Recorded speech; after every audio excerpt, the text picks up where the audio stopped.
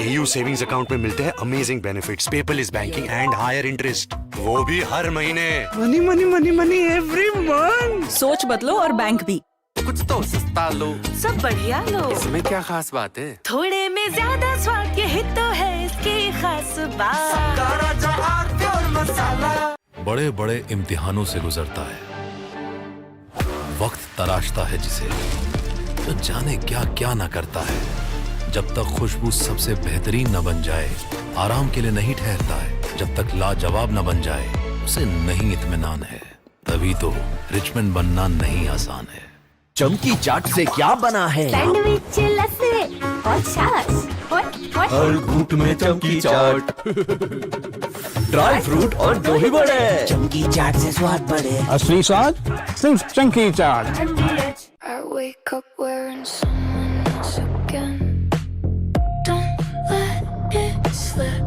I'm losing. I don't wanna be safe anymore. Underneath there's a Finding myself. That's my moment of Sarah.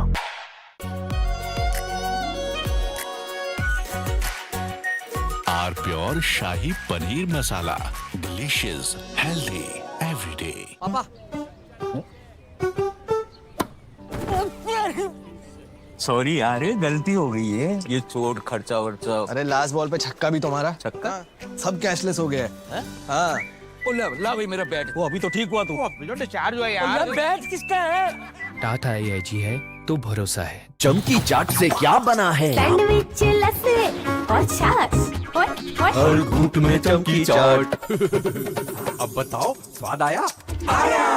असली स्वाद सिर्फ चमकी चाट। Iran's economy is staring at a fresh shock. The Iranian rial has crashed to a new record low, hitting 2.02 million rial to $1 in market trading. And the timing is significant. Washington is preparing to unveil another round of sanctions, promising to tighten the economic screws on Tehran even further. Donald Trump has already declared on social media, Iran is completely collapsing.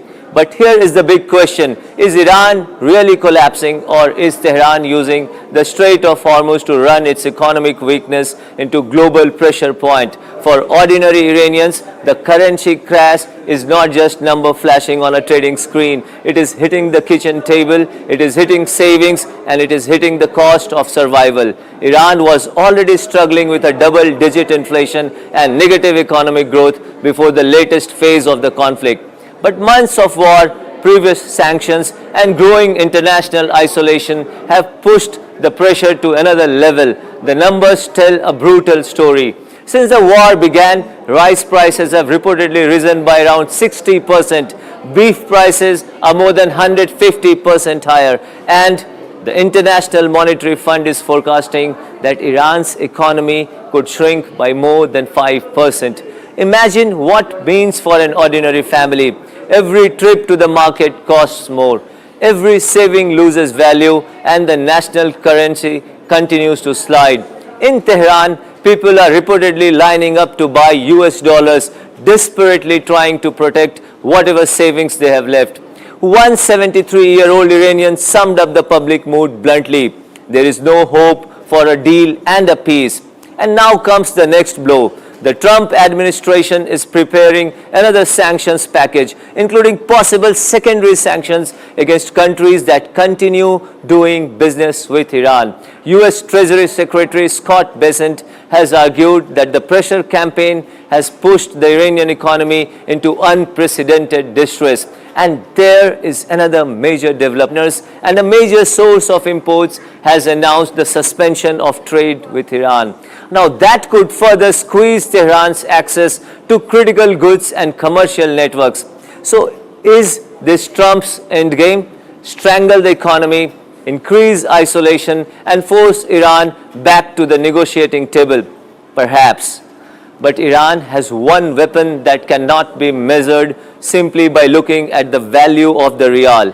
Before this conflict, roughly 1/5 of world's traded oil passed through this narrow but strategically critical waterway, the Strait of Hormuz. Now attacks and threats against ships have brought traffic to a near standstill. And that changes the equation completely, because Iran may be under economic pressure, but if the Strait of Hormuz remains disrupted, the consequences are not limited to Tehran. Oil markets are affected, global trade is affected, and economies around the world feel the shock. Iran is now reportedly refusing to fully reopen the waterway unless it is allowed to charge ships. And reports suggest Iran and Oman are discussing a management of the strait. So while Washington attempts to choke Iran economically, Tehran is signaling that it still has the ability to create economic pain far beyond its own borders. This is no longer just a sanctions war. The rial may be collapsing, inflation may be crushing Iranian households, sanctions may be tightening, but Iran is also signaling that economic warfare cuts both ways. Trump wants to increase pressure on Tehran. Tehran wants to demonstrate that if Iran pays the price, the world economy may pay one too. And that is why the collapse of Iran's currency is about much more than the rial. It is now at the heart of much bigger geopolitical showdown. Can Trump break Iran economically before Iran succeeds in making cost of this conflict unbearable for the rest of the world? That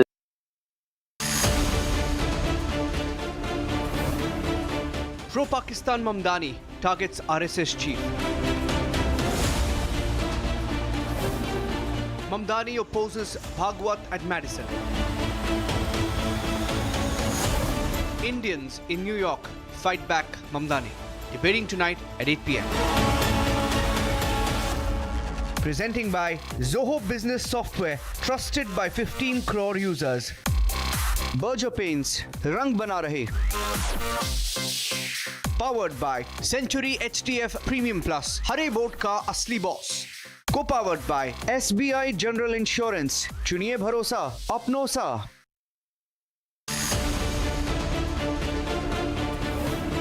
A party that backed triple talaq.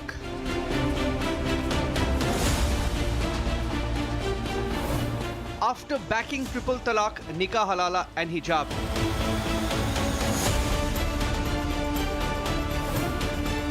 Rahul Gandhi's mission to target Hindus. Debating tonight at 9 p.m. Presented by Amity University, ranked amongst the top 3% universities globally. Berger Paints, Rang Bana Rahe. Powered by RP Sanjeev Goenka Group, growing legacies since 1820. Century HDF Premium Plus, Hare Bhote Ka Asli Boss.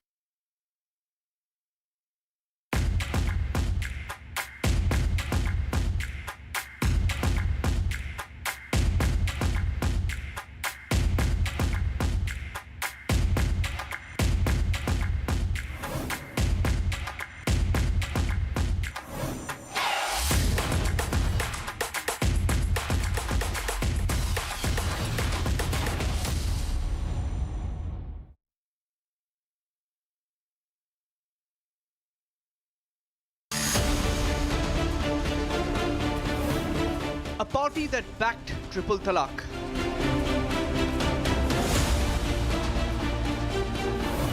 After backing triple talaq, nikah halala and hijab.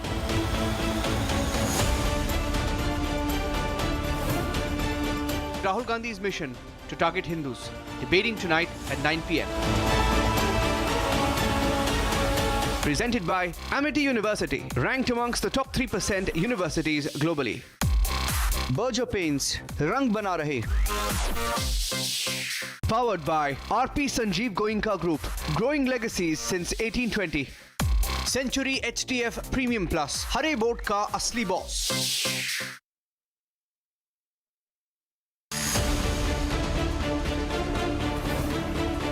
Pro-Pakistan Mamdani targets RSS chief.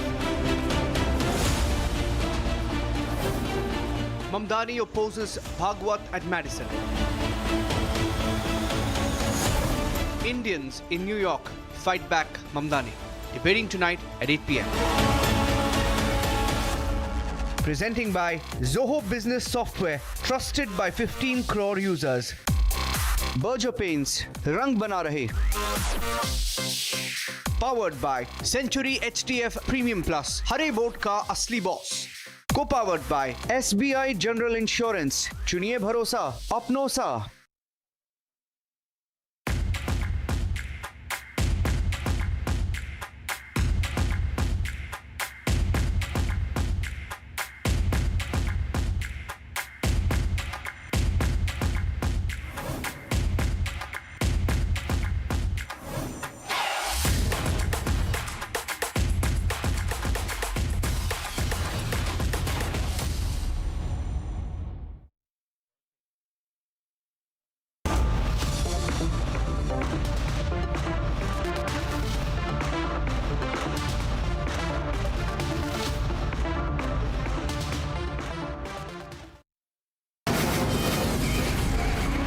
From the Republic Media Network headquarters, it's time for Arnab Goswami on the debate.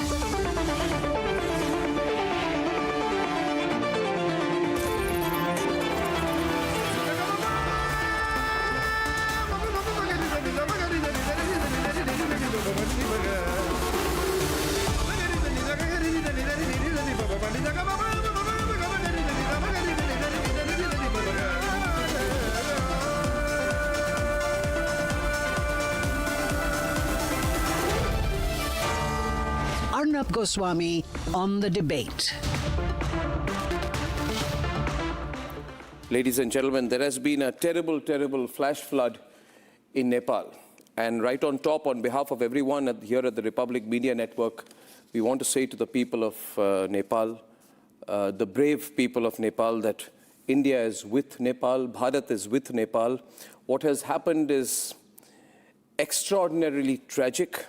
When a sudden surge of river from the Tibetan side, the Chinese side, triggers a flash flood that affects one whole district and all the downstream areas along the Trishuli River in Nepal. Some of the visuals of what has happened are truly heart-rending and extremely worrying. The first visual I'll show you, you can see the sheer power of this flash flood, because in a blink of an eye, a massive wall of water surges through the valley, demolishing buildings. Then in visual 2, you will see how there is this terrifying moment when people are just going about their daily routine, suddenly overrun and completely overwhelmed by the flood. This picture has gone viral. It's just so scary because the waves are many, many stories high.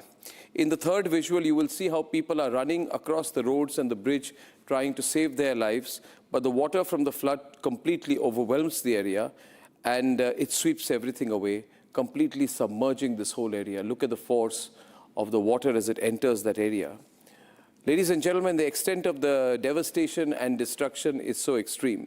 The sheer overwhelming force of the volume of water in visual 4, which is causing the devastation. Cars are getting rocked, completely taken away, house broken, taken away too. And in visual 5, the water's volume and force and the speed with which it is devastating everything in its path is clearly visible. You will see the kind of embankments, like dam-like structures which are washed away. I have personally never seen this force of a flood happening. They say it's a combination of events, but there are certain concerns about what has happened from the Chinese side. We'll talk about that later today on the program. Viewers, there is a 10-second visual which shows the exact magnitude of this flood. You must see this because this is from a top angle. Just look at the sheer strength as it takes the house away and then submerges the whole area. And in the last visual, you will see a bridge which is swept away. This is unprecedented destruction and devastation in Nepal. So I wanted to begin my program this evening by saying our thoughts and prayers are with the people of Nepal. And at 8:35 p.m. tonight, we'll talk about what could have caused this flash flood in Nepal.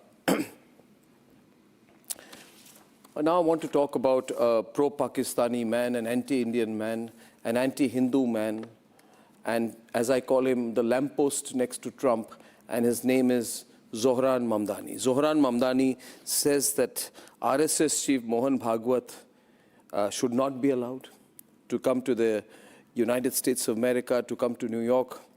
And I want to tell Zohran Mamdani, shut up, Zohran, sit down, Zohran. You have nothing to do with India. You know nothing about India.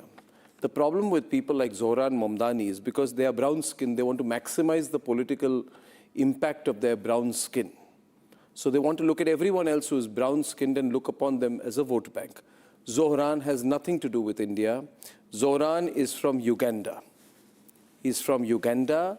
He's some 37 years old. His father is an Ugandan academic, Mahmoud Mamdani. His mother is a sort of America-settled filmmaker, Meera Nair. And Zohran Mamdani, therefore, has nothing to do with India. He has no understanding of India. He has never really spent time in India. He has no cultural affinity to India. And he's lied about India. In the past, he has said, because he wanted the Muslim vote, in the past, he's wanted the Muslim vote when he ran for mayor in New York. He said that I'm surprised that there are any Muslims at all alive in Gujarat. But he never corrected himself with the real facts. He never mentioned how many millions of Muslims are there in Gujarat. He never mentioned it because he wants the Muslim vote. Ladies and gentlemen, he's basically looking for creation of what I believe is a Muslim exclusionary state. And let me make a prediction today. This same man is dangerous. He stood like a good boy, like a lamppost next to Donald Trump after questioning Donald Trump in his campaign. But when he was face to face with Donald Trump, he stood like a cowardly, spineless lamppost, like a good boy, his hands in that position, which shows his defensive nature. But this man, ladies and gentlemen, I make a prophecy, is working towards the creation of an exclusionary Muslim state within the United States of America. He wants influence, and therefore he wants to, ladies and gentlemen, have that influence, get all the Muslim votes with him, and that's why he supports Umar Khalid. He wants to widen his Muslim vote bank. He supports Sarjil Imam. He supports people who say that we must use Muslim demographics to break up India. Can that tell you something about what he wants to do in the US? He will at one point of time turn into a secessionist in the United States of America. I would like to request all the Swaminarayan Mandir, which has allowed him in the past, not to allow this man anywhere close. BAP Swaminarayan Mandir, Ganesh Mandirs, all the Hindu temples in the United States of America should not allow this man who is anti-Hindu, who is a fascist, who is anti-Hindu, who does Muslim appeasement politics, who is pro-Pakistan, to enter a single temple. I would request Swaminarayan Temple in Queens, which has allowed him in the past, not to allow him. He is a fascist. And in fact, Hindus should rise against this fascism of Mamdani. Please do not take this man lightly. He just uses Bollywood music when he is elected because he wants to play on to a certain kind of Indian sentiment. But in the past, he has spoken against the CAA law. He has said in the past that there has been a massacre of Muslims in India, which is an absolute lie. He stands in solidarity with the Tukre gang in India. And in fact, for all of these reasons, the government of India must never allow him on Indian soil. We will protest if this Pakistani man, pro-Pakistani man, because he's culturally, in thought, in temperament, he stands with the ISI point of view. If this man is allowed on Indian soil, we will protest against it. And therefore, I call upon the Hindu community in the United States of America to stand in solidarity with the RSS, the visit of the RSS, and he must know what the RSS stands for. Ladies and gentlemen, the RSS stands for the concept of cultural nationalism, which means there is a common ancestry of all Indians, regardless of religion, regardless of anything. Indians have common ancestors, common history, common cultural heritage, because we are, unlike America, which is a 250-year-old country and celebrating that embarrassing fact that it has hardly got any history, we are a civilization that goes back 6,000 years and more. Ladies and gentlemen, it is the RSS which has outreach among the Muslims through the Muslim Rashtriya Manch, affiliated platform that engages with Muslim intellectuals, Muslim ulema, to foster dialogue. This is not something that the liar, pro-Pakistani, anti-Hindu Mamdani is going to talk about. In fact, Mohan Bhagwat has repeatedly stated that the RSS rejects religious discrimination, but Mamdani supports religious discrimination. The RSS supports every citizen's constitutional right to practice their own religion. If Mamdani wants to lecture the RSS, he should start first by telling us why does he find common ground with the ISI? Why does he love Asif Munir's point of view? Did he speak one word when Hindus were killed and told by the terrorists there, sent by Asif Munir? to read the Kalma, and because they could not read the Kalma and they were identified as Hindus, were shot at in cold blood, point blank. At one point of time, did this man speak any one word about it? Did he condemn that massacre in a single platform? Therefore, the world's biggest hypocrite, extreme political radical, and a person who I prophesize will want to work towards the creation of an exclusionary Islamic state within the United States of America. Therefore, everyone, Trump, conservative, Republican, everyone should be very, very wary about this man. He's a dangerous man. Watch out for him. As far as the RSS is concerned, whether in Madison Square or not, whether in a park or the street, I know that the people of New York, the Hindus of New York, will be with Mohan Bhagwat when he's there. More power to Mohan Bhagwat and to the RSS. As far as Mamdani is concerned, Mamdani, you're a fascist. You're exclusionary. People like you lead to the backsliding of democracy because you are intolerant by nature, and we have explained to the people what you're all about. I just wish Americans see through you sooner than later. पर आपको एक सवाल पूछना चाहता हूं। तुमने कभी किसी को वोट किया? कभी किसी को रैंक किया? From Bollywood songs to dialogues from popular Indian movies, flaunting his Indian roots throughout his mayoral campaign. Thank you to my family from Kampala to Delhi. And thank you to my wife Rama. Zohran Mamdani built his election campaign on India Connect and became the first Indian American mayor of New York. But he has been singing the anti-India tune all along. Now he opposes the Rashtriya Swayamsevak Sangh Chiefs event at the Madison Square. Not only as an Indian American, but also as the mayor of a city that believes deeply in the belonging of each and every person, no matter their color, their creed, their religion, their faith, wherever they're from. Should the rally be canceled, though, at MSG this weekend? I don't support the rally, but I don't know if the city has any jurisdiction on canceling a private event. During his stay in New York, RSS chief Mohan Bhagwat is expected to take part in Universal Oneness program, address a gathering of around 5,000 people at the iconic venue this Saturday. Looking at Mamdani's leanings, one would not be surprised at his stand. Of course, cancelling the event is out of his jurisdiction. His support for anti-India elements and Pakistan slices through his hypocrisy on what he calls vision of India. It's the same Mamdani who wrote a letter for Tukre Tukre gang's Umar Khalid, questioning his incarceration. He even called Indian Prime Minister a war criminal. His idea of diversity and inclusivity is exposed when he backed anti-Semitic movement. He backed the movement that called for the boycott of Israelis. He hosted Palestinian activist Mahmoud Khalil at his official residence, who celebrates the Hamas ideology. Perhaps even the duplicity as is coming across from Mr. Mamdani's statements in the media.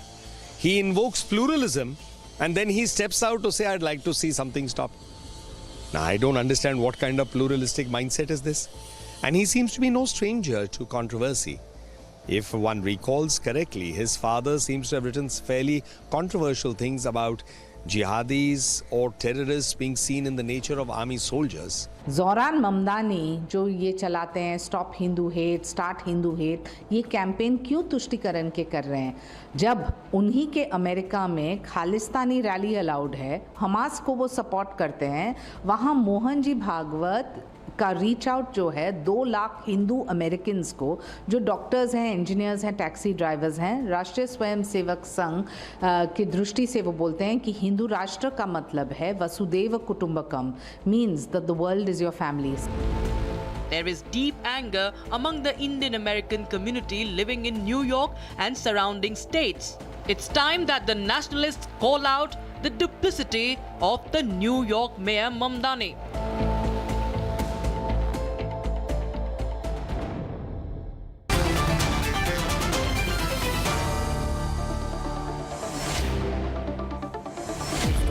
right, we got Mary Miliband with us. She's an international singer.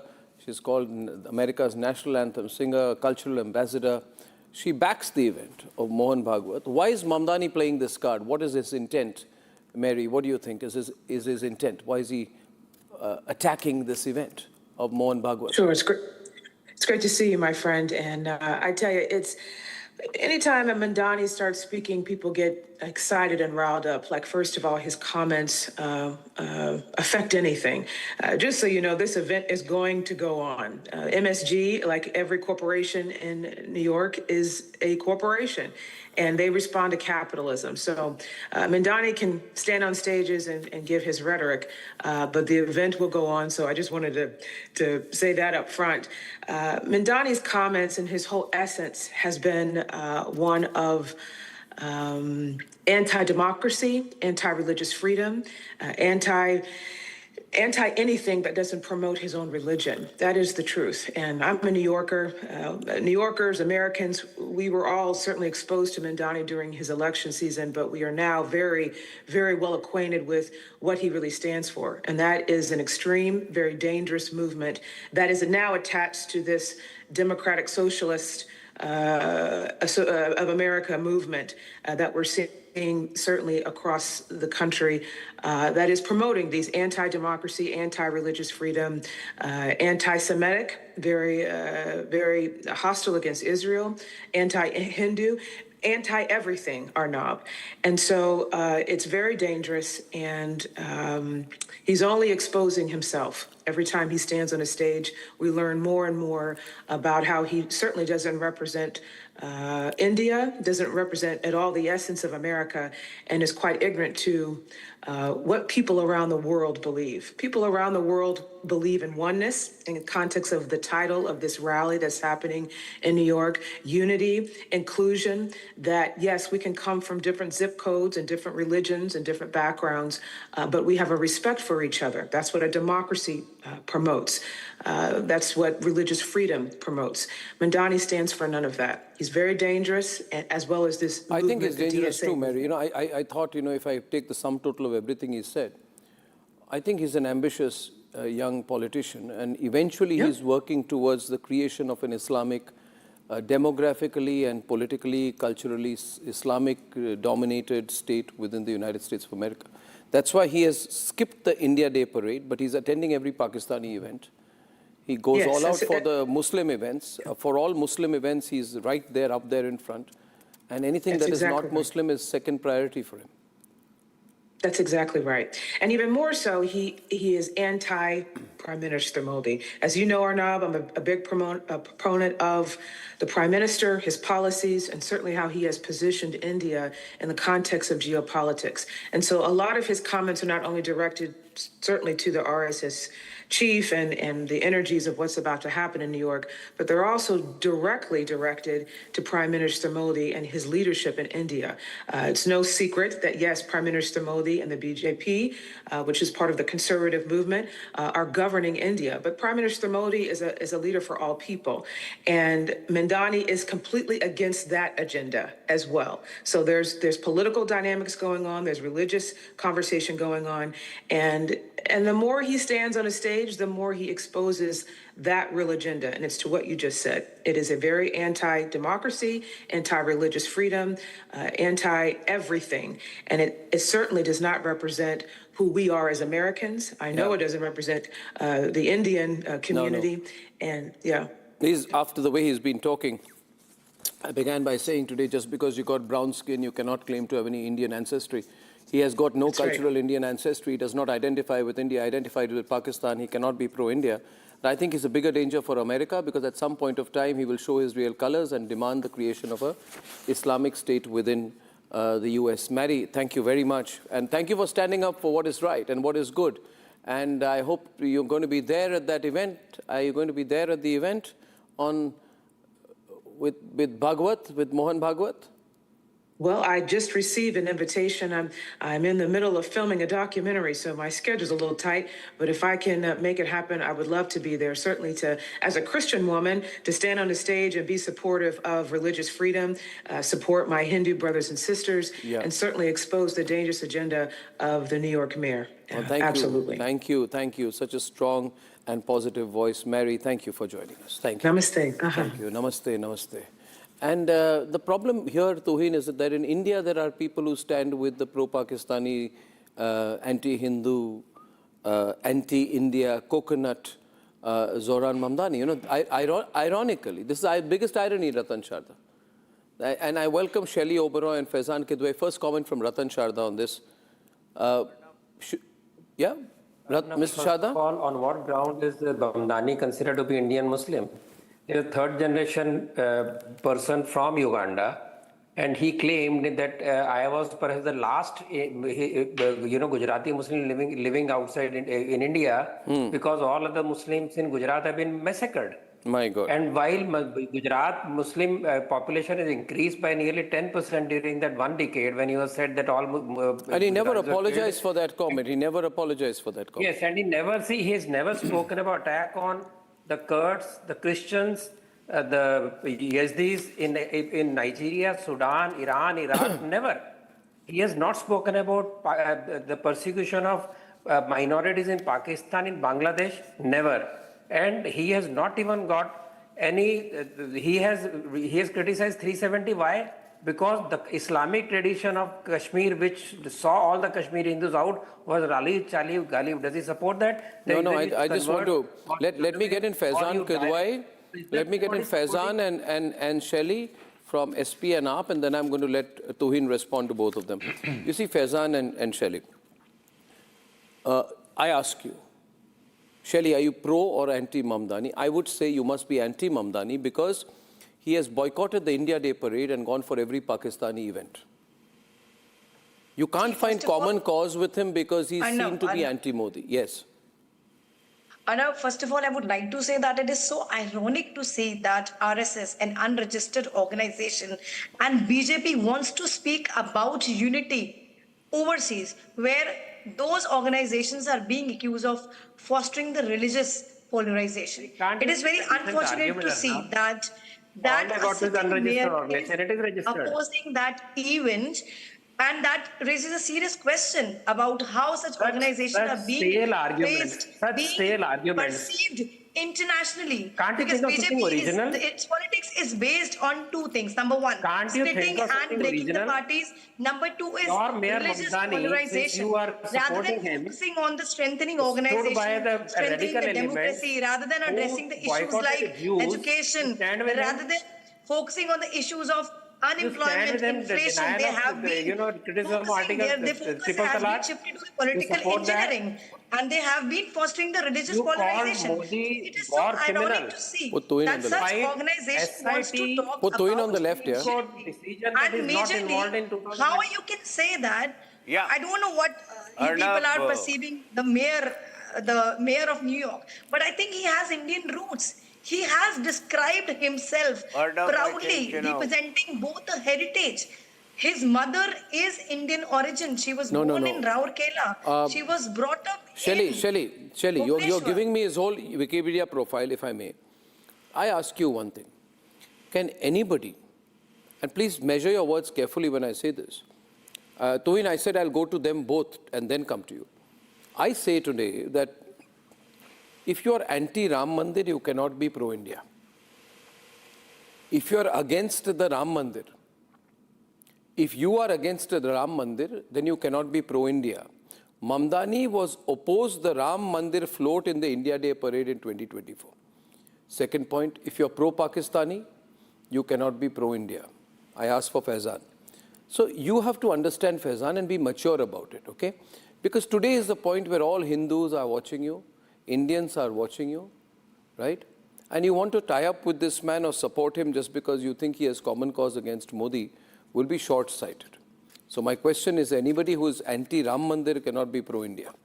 The Ram Mandir is part of our civilizational heritage.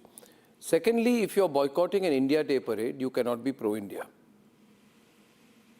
Okay, Do you Mr. agree with Goswami, my good evening statements? to you and to the fellow panelists. Now, I just hope you give me uninterrupted time. See, first of all, what Mamdani has to say, I have nothing to do with Mamdani, to hell with him. I'm more concerned about what my country is, what the things that are happening in my country. Unfortunately, you say that anybody who is questioning Mr.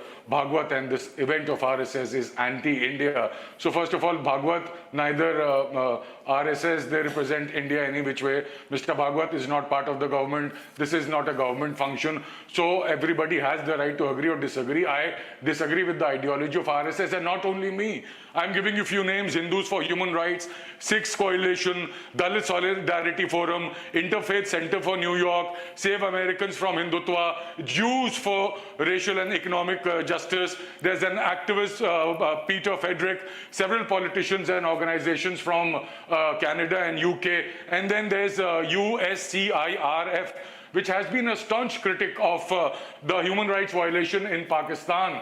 That has also criticized RSS event this time. So when it is critical of Pakistan, what is there to everybody's criticize fine. in an When it is RSS critical of event? RSS, nobody What is there One to more thing, criticize, Mr. Bhaiya? No, Mr. Goswami. What is there to criticize in an RSS event? Listen, listen. No, I Mr. want an Goswami, India. let me complete I because want they will now. speak You 1 minute. uninterrupted. You want CJP to be there in Madison Square Garden or what? You got that dirty I CJP have no issues mindset. with anybody going there. But the problem is, see, Mr. Goswami, those who love India will not tolerate an organization which says this tricolor is evil. Bullshit. Those who say, Listen to me, those who complete have given bullshit. a hands the I'll tell you why. I'll will tell you why not be now. owned by I'll Hindus. say this to you. Hindus gave up I'll say befitting this to you. reply The to world's RSS. number one pro-Pakistan hypocrite. Listen to me, Faizan. I can also raise my voice. I've anyway come back after 2 days on television. And I can filibuster more than you, but I won't now. Listen to me. My question is, Mr. Goswami, just a second, Mr. sir. Faizan, Mr. Goswami, it's a very pertinent question. Let me ask you this. Say it's Then you ask the important question Hindus and keep quiet. And Hindustanis are listening to you, sir. Yeah. RSS tried to humiliate Hindus by saying they won't respect the Tiranga, they won't respect the constitution. The Hindus, the Sikhs, the Muslims, the Christians, everybody gave a tight slap to RSS and gave the rebuttal in their solar plexus. So RSS has been a frustrated organization ever since. And Mr. Goswami, this is not a cultural event. RSS is doing a political program. Okay, now, the head of the organization. One minute. All I'm saying is, okay, now can you finish? I want to make a short response and let Tuhin respond because I'm a Democrat unlike you. Now all of you listen to me. See, Tuhin, give me a moment, Tuhin, please let me. See, if you don't like Hindus, why do you go to Ganesh temple, Swaminarayan temple in Queens, saying I'm proud of my Hindu heritage before the elections? Why are you bringing religion Then here? not a It's single about an Hindu should vote. Not a RSS single Hindu doesn't should own vote for Hinduism. this. RSS doesn't for own this Hinduism. Islamist. Majority of Hindus are standing against RSS. Yeah. Second point Majority is. of Hindus so why are standing against RSS. Okay, so I just gave you the name. Now you of are the you can go on organizations. dreaming. Either Sikhs, You can go on dreaming. You can go on dreaming. Anyone who loves the nation, except for right wingers, RSS is very strong. The right wing, conservative, you can call it. I believe in conservative. I think Hindus are politically united. And before I come to you, Mamdani is an opportunist because he says I'm brown skin.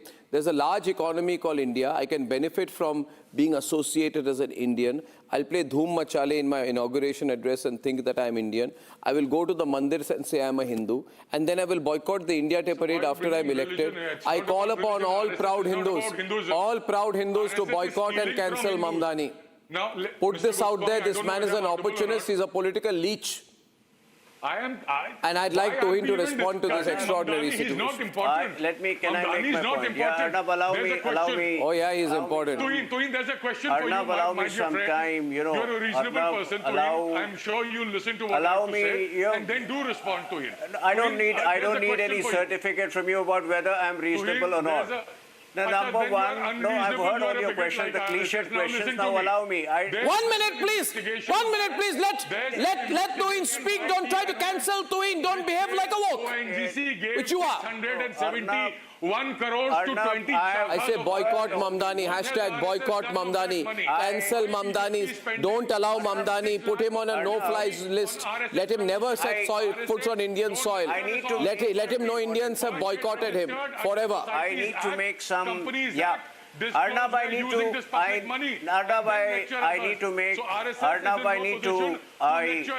Arnab, I need to make some important points. Arnab, I think I need to make some important points. I think Samajwadi. Tuhin, you'll have to be louder. Samajwadi is trying to cancel you tonight. Can you? No, I don't need to be louder. The Samajwadi party person needs to just keep quiet.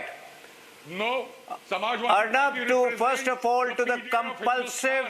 So we are not going to shut up. Because I think this is very unfortunate. You're being very impolite. When I start talking, Fezan, let him speak. Fezan, I went to the BJP last on my program.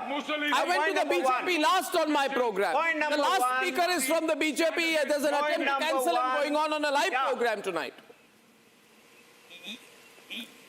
No, he's scared. These people are scared when I start talking. Arnab, point number one. To the usual suspects who compulsively demonize the RSS, let me just give them one simple advice.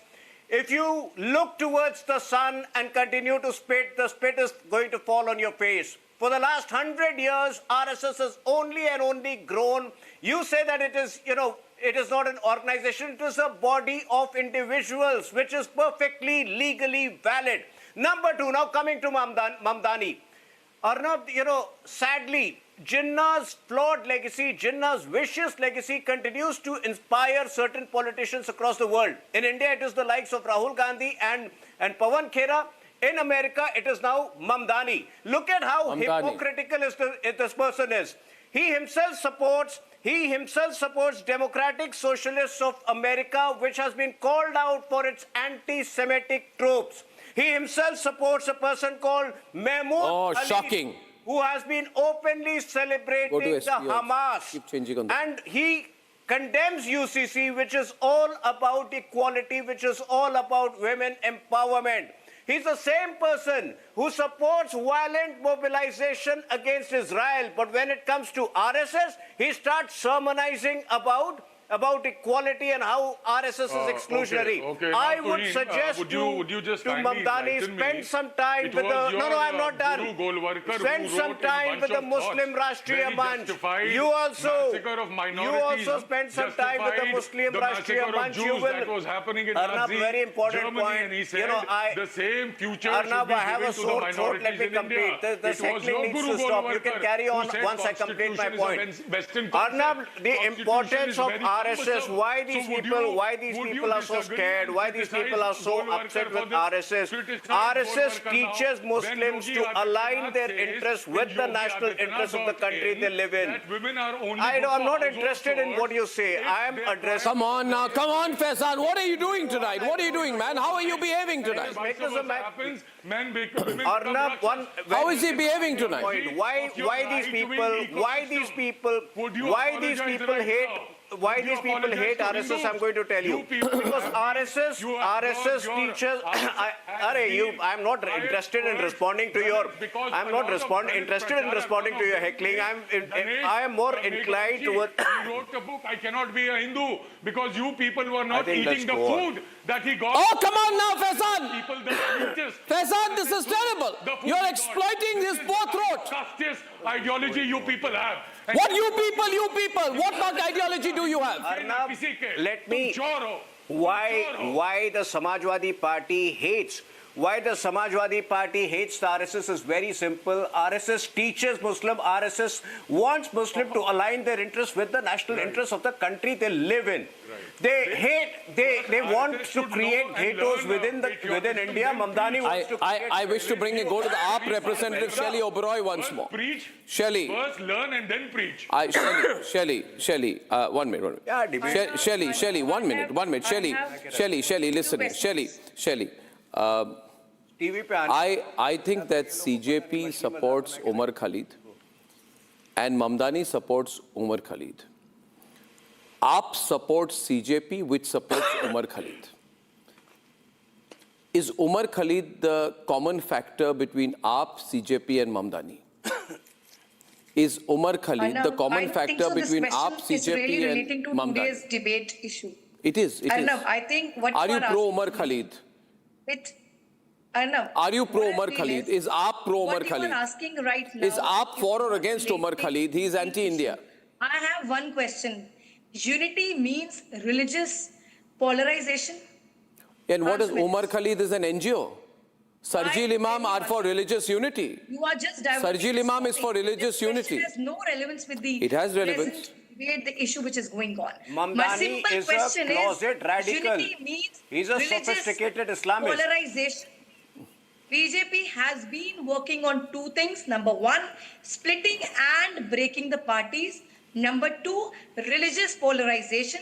Rather than addressing and focusing on the major issues of the countries like education, unemployment, inflation, their main focus is shifting to political engineering and religious polarization, that is creating division and weakening the country's unity, social fabric by setting the communities against each other. But please oppose Mamdani. Please tell Kejriwal to tweet against Mamdani. Country's image is not Mamdani is dangerous. only by such events. Ratan Sharda Mamdani will want to set up an Islamic state in America. It's very surprising. It's very surprising that Mamdani supports polarization by calling out for various kind of Muslim rights.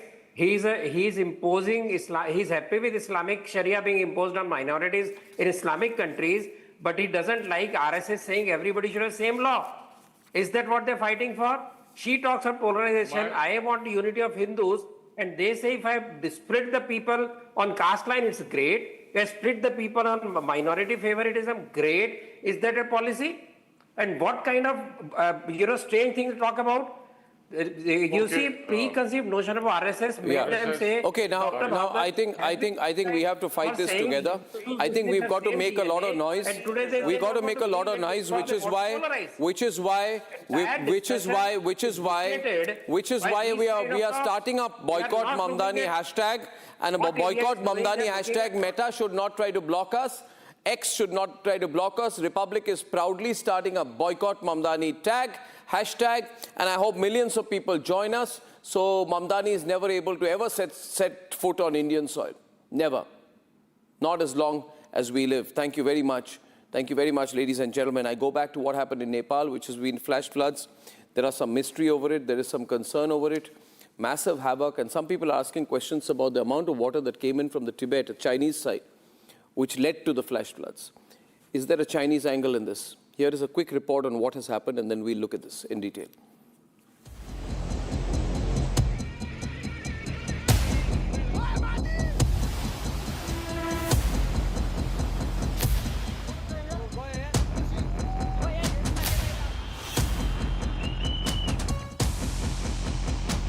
An earthquake, avalanche, flash floods, a big tragedy in Nepal. Thousands washed away, with reports saying 133 Indians are missing in Nepal's Rasuwa. 400 Kailash-bound pilgrims, mostly Indians, remain out of contact. 20 bridges, 100 kilometers of roads, 13 power plants with capacity of 700 megawatt have been washed away or destroyed. But how did this situation in Nepal come to be? Ice avalanche led to surge in waters, accumulating water in the Lende River. This blockage may have given way, sent a surge downstream into the Bhote Koshi River. Earthquake likely struck Tibet around the same time, leading to the flood surging, a phenomenon called GLOF, or Glacial Lake Outburst Flood.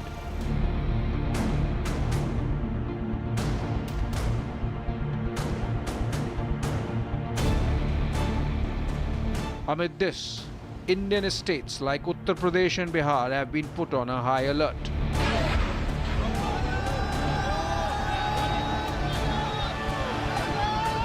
Prime Minister Modi has reached out to his Nepalese counterpart, Balen Shah, promising quick humanitarian assistance. Indian Air Force transport aircrafts are on standby, ready to take off for relief and rescue ops. The situation in Nepal remains grim, with thousands out of contact. Rescue operations remain underway.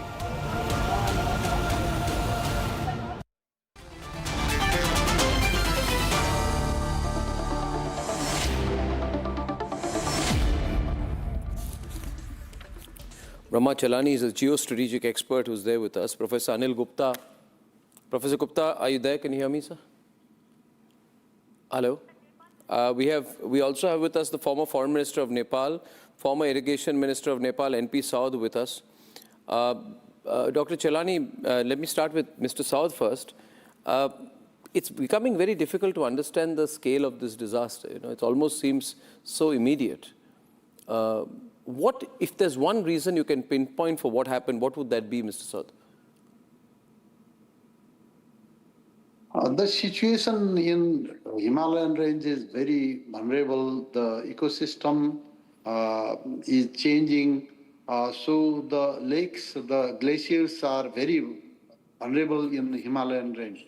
So the glacier outbursts take place, and this incident happened.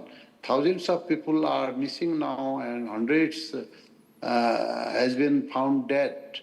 The situation in the country is very difficult now. The government is on alert, and people are missing their keys. So situation is very complicated now. We were told, there's been some report which has come out that this has been caused because of Chinese specific constructions, Brahma Chalani, in the Himalayan region. And, you know, there are pictures and satellite imagery of all that which has also come out, that apparently there are some towns which have been constructed in the Chinese side by cutting hills. And the town has been constructed on the natural course of the Trishuli River. And therefore, the Chinese have caused some major amount of disturbance to the flow of the river, increasing the velocity of the river and causing this unnatural situation. How much truth is there in that? You must have seen these reports, spoken to people. What do you think, Dr. Chalani?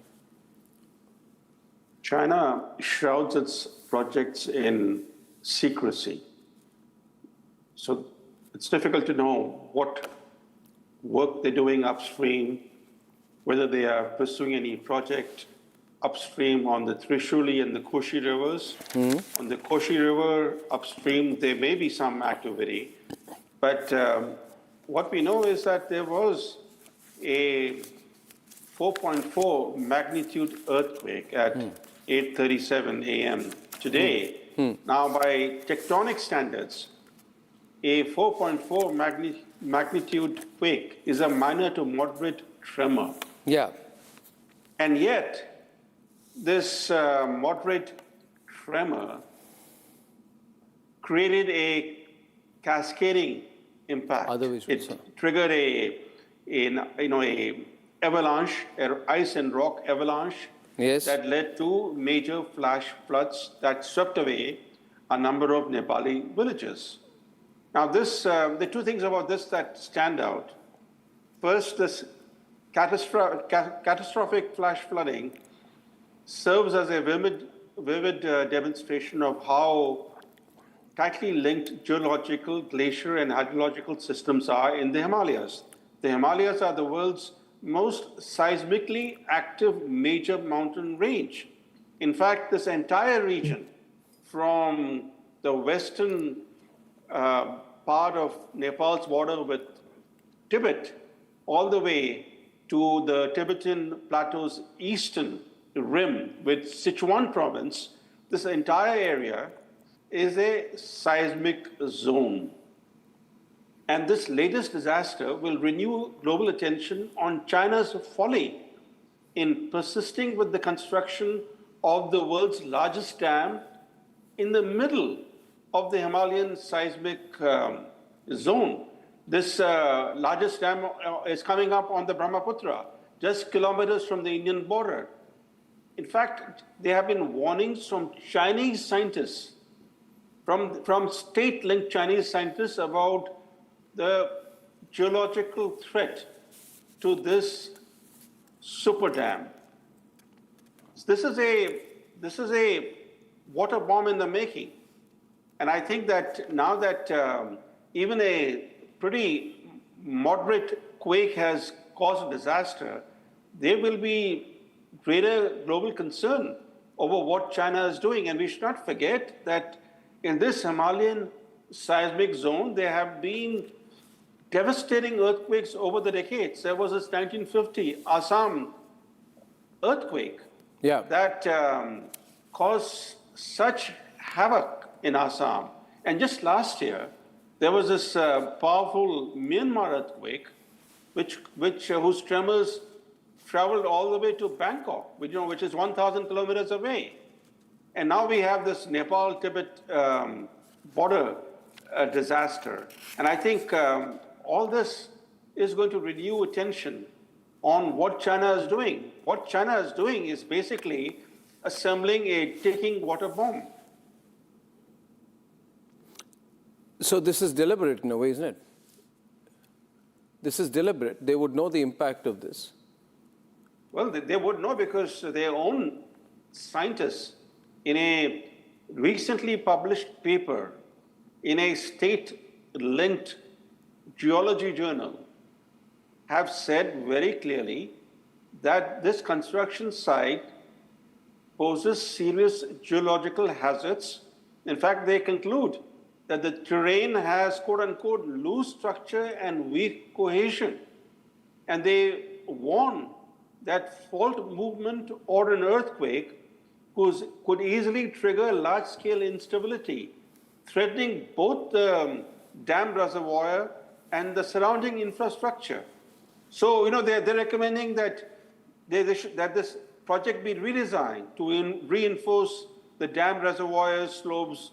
They recommend installing retaining structures, etc. So when scientists working within a communist state system are issuing such blunt warnings, all of us need to pay attention.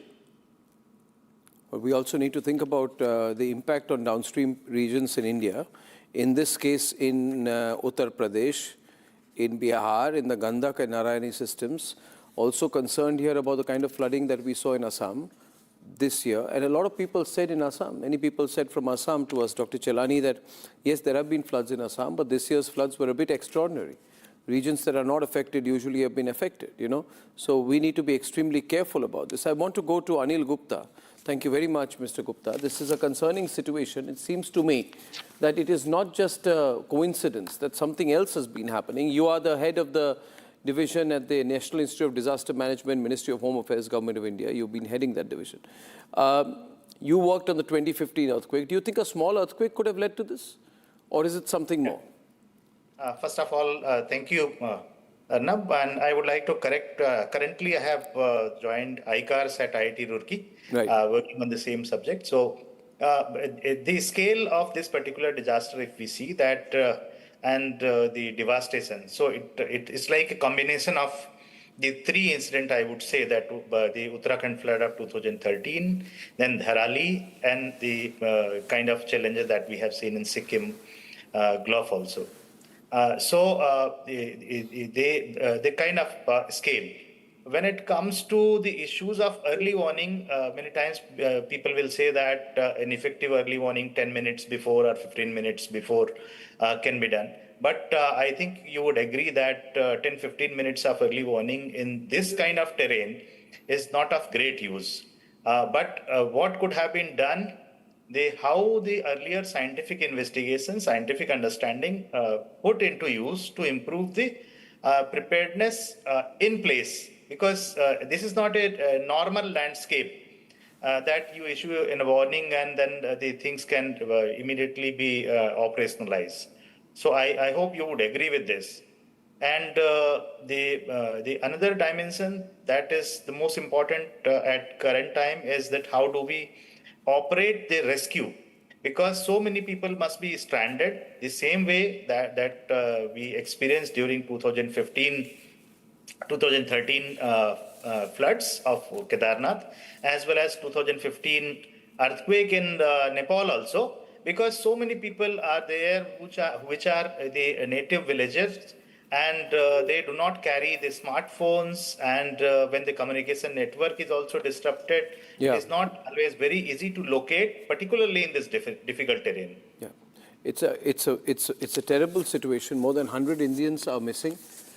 We are tracking stories of who's been impacted, to what extent, and I'm glad to everyone, Dr. Anil Gupta, Mr. Saud, and Brahma Chalani, for looking at the human tragedy and the geostrategic elements as well. Thank you very much. Ladies and gentlemen, big story coming in from Nepal yesterday, and we hope there are no further surges. Now on the other side tonight, I've been listening. I didn't do the show for the last 2 days, and I've been hearing all this nonsense about patriarchy in Hinduism from Rahul Gandhi. Rahul Gandhi is a person who does not believe India as a nation. Rahul Gandhi is acting as an agent of certain Western powers. And Rahul Gandhi is also a hypocrite. And I'm going to tear apart his logic when I'm back.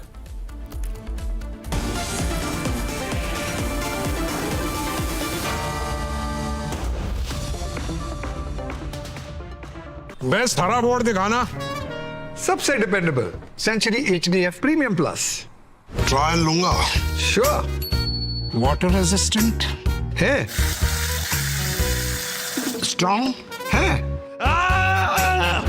High density wood fibre structure advance German adhesive bonding solid defence trial में pass century के 40 सालों का भरोसा हरे board का असली boss Century HDF premium plus रंग रंग रंग रंग रंग रंगीन रे देखो कैसे भी हो दिन रंग बना रहे बोझे पेंट्स रंग बना रहे Amity has been ranked India's #1 not-for-profit private university for 11th year, with top 10 ranked institutions in management, engineering, biotech, law, masscom, telecom, hospitality, fashion and more. Yet another top ranking for Amity University. I wake up wearing someone else again. Don't let it slip. I don't wanna be safe anymore. Underneath there's a Finding myself. That's my moment of Sarah. Papa.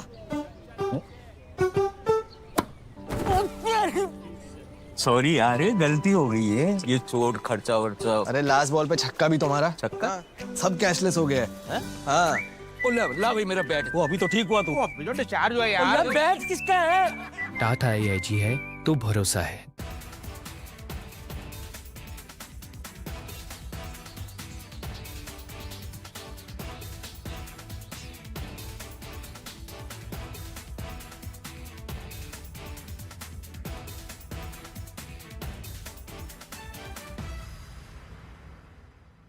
ايش عملتي يا حبيبتي؟ ما عملتيش شيء يا حبيبتي.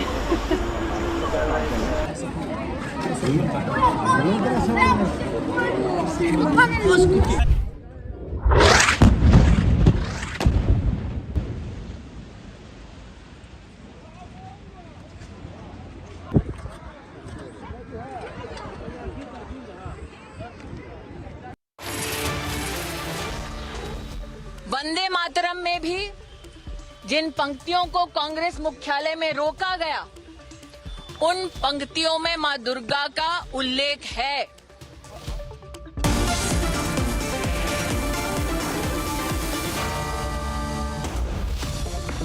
Best हरा board दिखाना सबसे dependable Century HDF premium plus trial लूंगा sure water resistant है strong है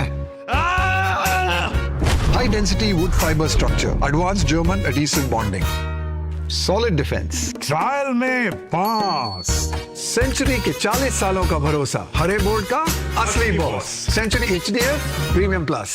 रंग रंग रंग रंग रंग रंगीन रे, देखो कैसे भी हो दिन, रंग बना रहे बोझ पेंट्स, रंग बना रहे।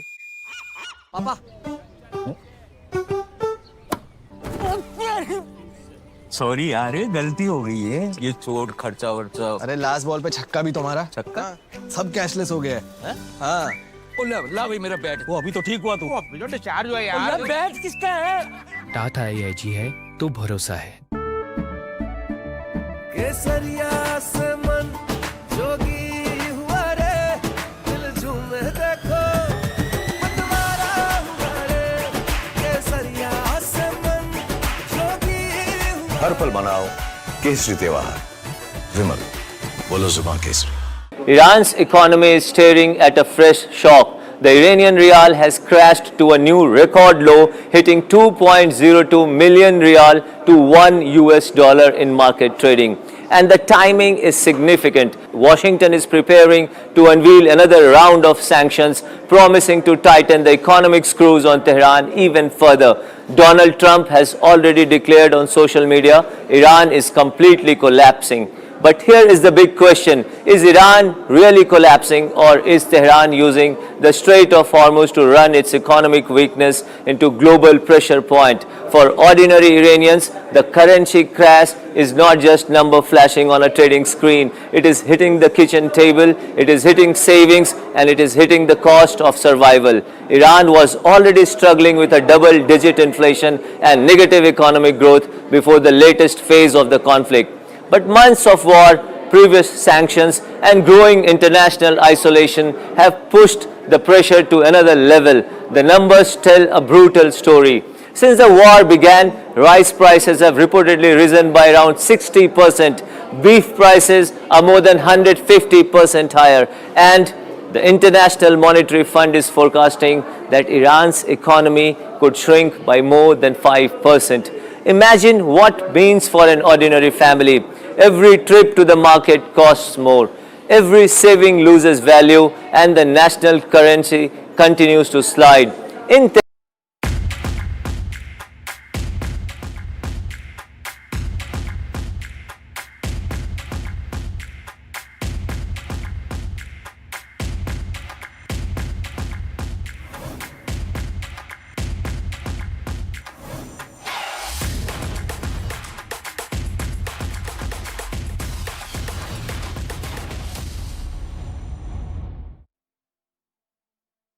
I wake up wearing someone else again. Don't let it slip. I'm losing control. I don't wanna be safe anymore. Underneath, there's a Finding myself. That's my moment of Sarah. पापा sorry यार, गलती हो गई है। ये चोट खर्चा वर्चा। अरे लास्ट बॉल पे छक्का भी तुम्हारा। छक्का? सब कैशलेस हो गया है। हाँ। ला भाई मेरा बैट। वो अभी तो ठीक हुआ तू। अभी तो डिस्चार्ज हुआ यार। बैट किसका है? टाटा AIG है तो भरोसा है।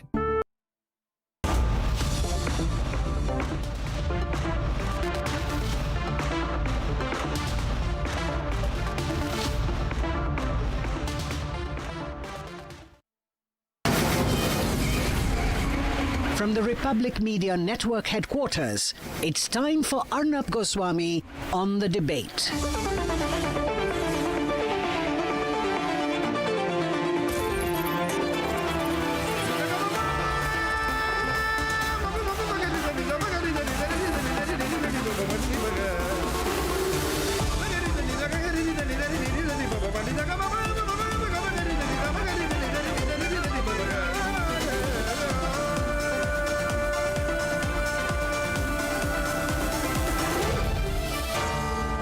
Arnab Goswami on the debate. Rahul Gandhi is carrying out a new attack against Hinduism, and Rahul Gandhi is going around and saying that Hinduism is chauvinistic, Hinduism is patriarchal, Hinduism is anti-women. So Rahul Gandhi, are you trying to say that Islam is pro-women? Islam is pro-women's rights, that the Sharia is pro-women.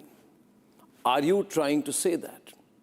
Are you trying to say, Rahul Gandhi, that Muslim personal law gives women more rights than Hindu families have? You're talking about the Manusmriti. What a liar you are, Rahul Gandhi. You talk about the Manusmriti, you keep repeating it because you want to create a negative stereotype about Hinduism. Therefore, you want to take out one line, put it out of context and say that Hinduism is patriarchal. Rahul Gandhi, you are such a liar. The same Manusmriti in chapter 9, verse 130 says a daughter is equal to a son. Putrena duhita sama. And this is not from another Hindu scripture, Rahul Gandhi, because you are a liar and someone will have to tell you on your face what a liar you are. The Manusmriti also says a daughter is equal to a son. I ask you, straightforward, in terms of inheritance rights, triple talaq or anything, does Sharia law say the same thing? You don't have the courage to say that because you have decided that you are a Muslim party. You're a leader of a Muslim party, competing with Owaisi, but even outstripping Owaisi because you are for the Jinnah version of Vande Mataram. You can't even recite the Vande Mataram in its entirety.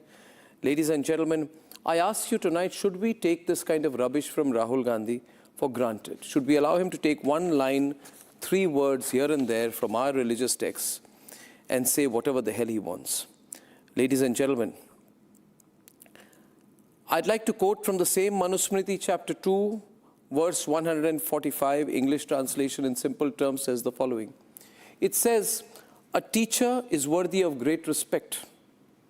A father deserves even greater respect. And can we take that graphics off because that is not Rahul Gandhi's quote.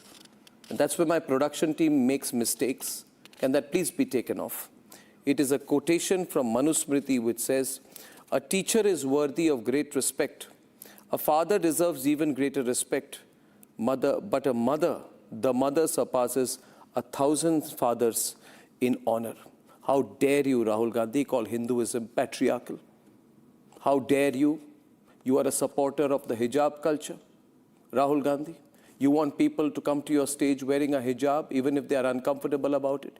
You make sexist comments about Meloni. You're anti-women. Your chauvinism showed when you were on the stage there with Sandeep Dixit.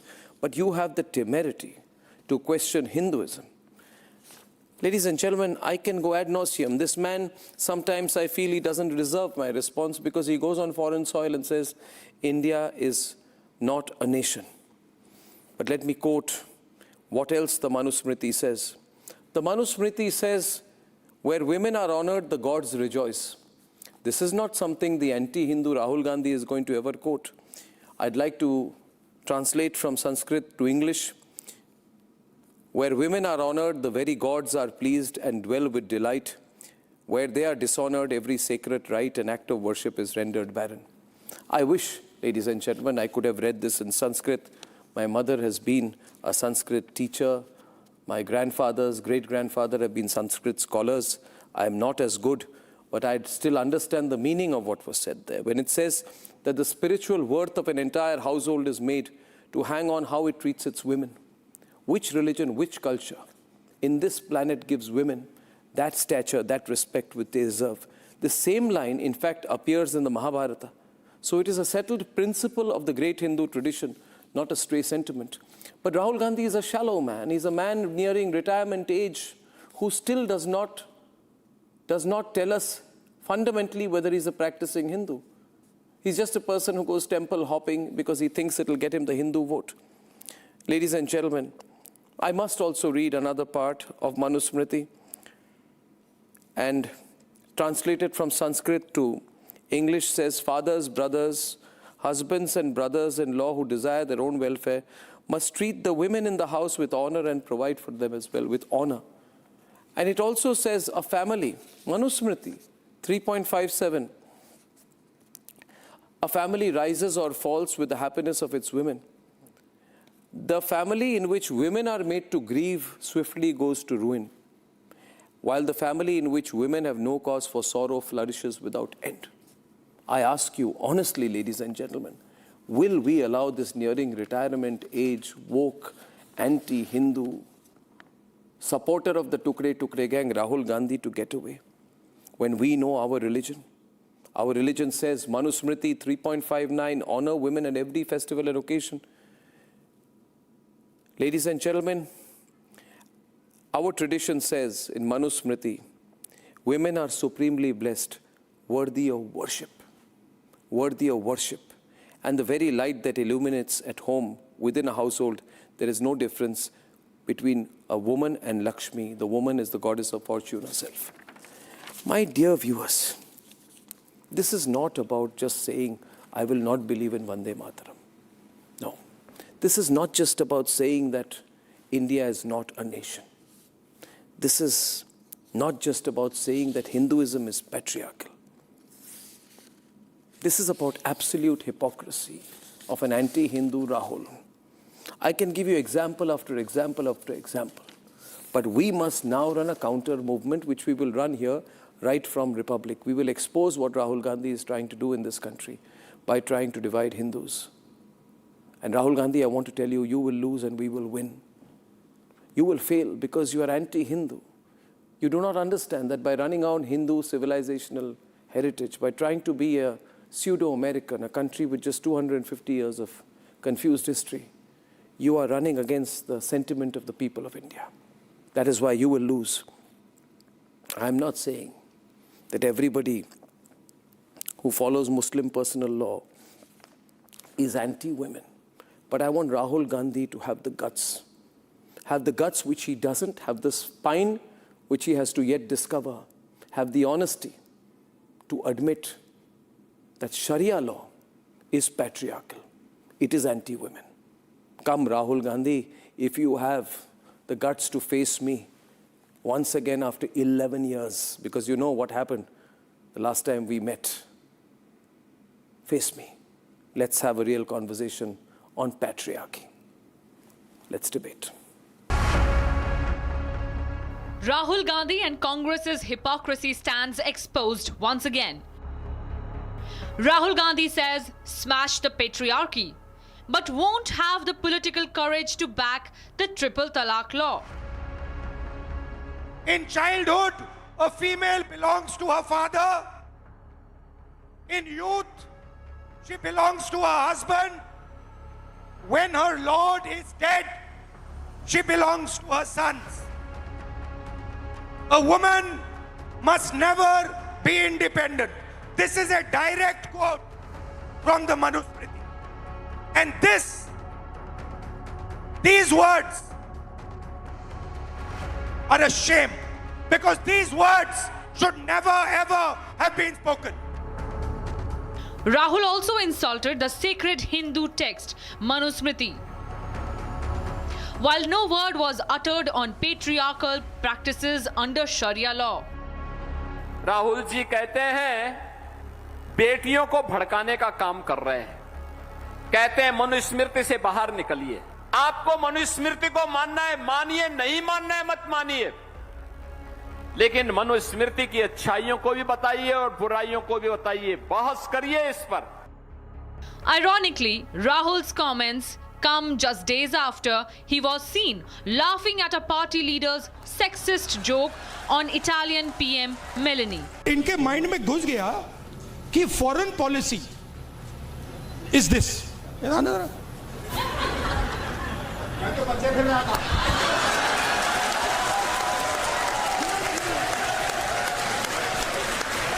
अब पता नहीं किसने डाला, कहां से घुसा कि भाई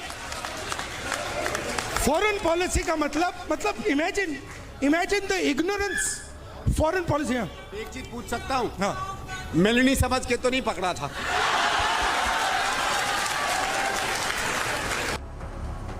As expected, criticism started flying in, with BJP questioning Rahul's selective patriarchy stand. क्योंकि अगर पेट्रियार्की स्मैश करनी है तो फिर ये तो कांग्रेस पार्टी से ही शुरुआत करनी चाहिए ना राहुल गांधी जी को। I want to call out the hypocrisy of Shri Rahul Gandhi as well as his Congress party. ऐसा लगता है कि अब नेता प्रतिपक्ष राहुल गांधी केवल और केवल मीम्स और रील वैल्यू के लिए ही बयान देते हैं। Leader of a party that openly backs hijab, opposes triple talaq law, now tries to become a champion of anti-patriarchy. Congress's appeasement politics and anti-Hindu mindset are on full display once again.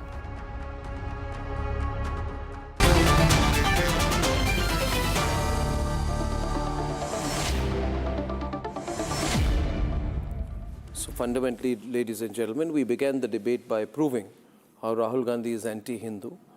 And there are two kinds of Hindus, Dushyant, Sridhar. There are Hindus who are proud to be Hindus.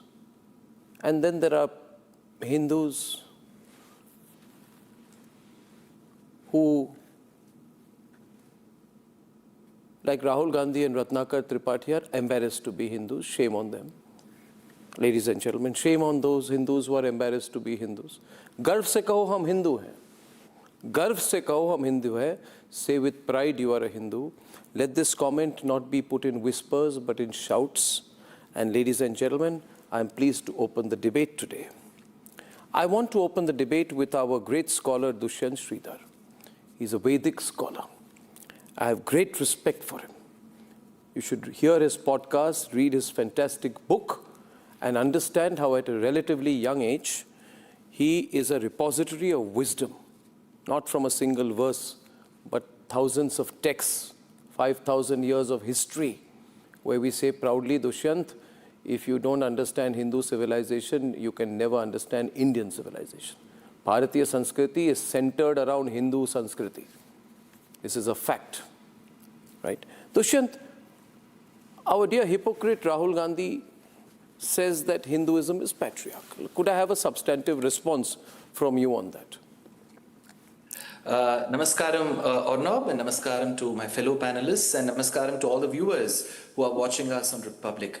Very quickly, Arnab, I'm not here to, I'm not political person. I'm not going to use this first thing stating, what about the other religions? That's not my forte. No. Second thing, I am never going to say that this is an insertion. This is there in the Manusmriti. But we need to first understand the context in which it is set so that the viewers get benefited.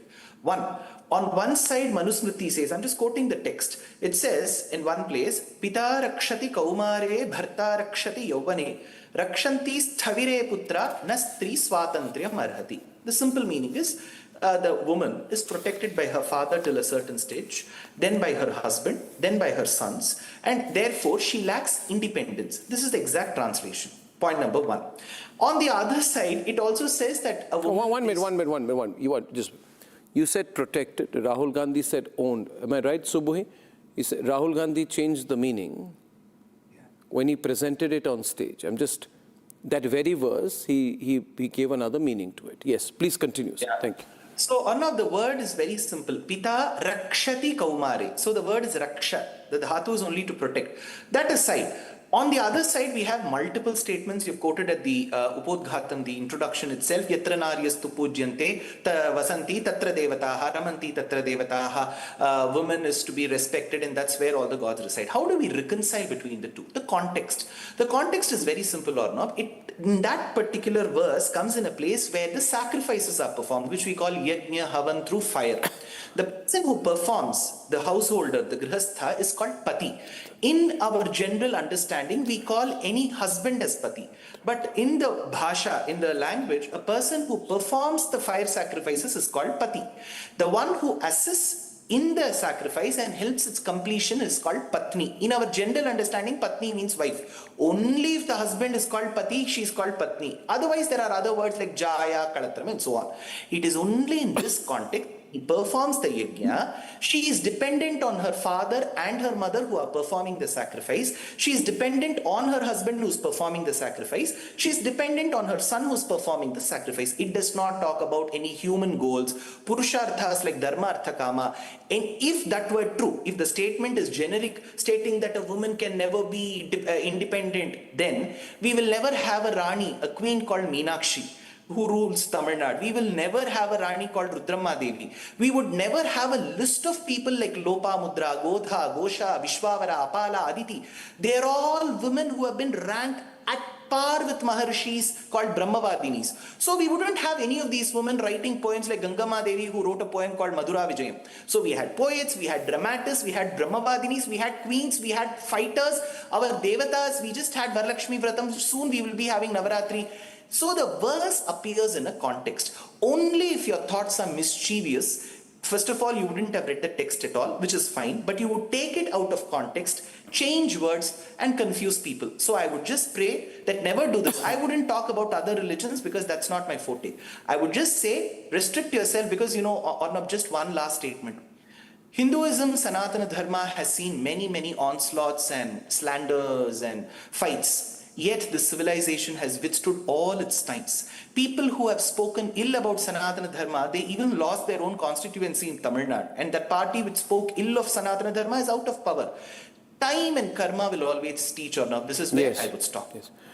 Ladies and gentlemen, in this brilliant start of the discussion this evening, and I welcome Nalin Kohli and Subui as well, what we have been able to prove is that in response to that one line of Rahul Gandhi, where he picks one line, not a verse, from a text of thousands, from thousands of texts, tears it away from its context and uses it as an indictment of Hindu society.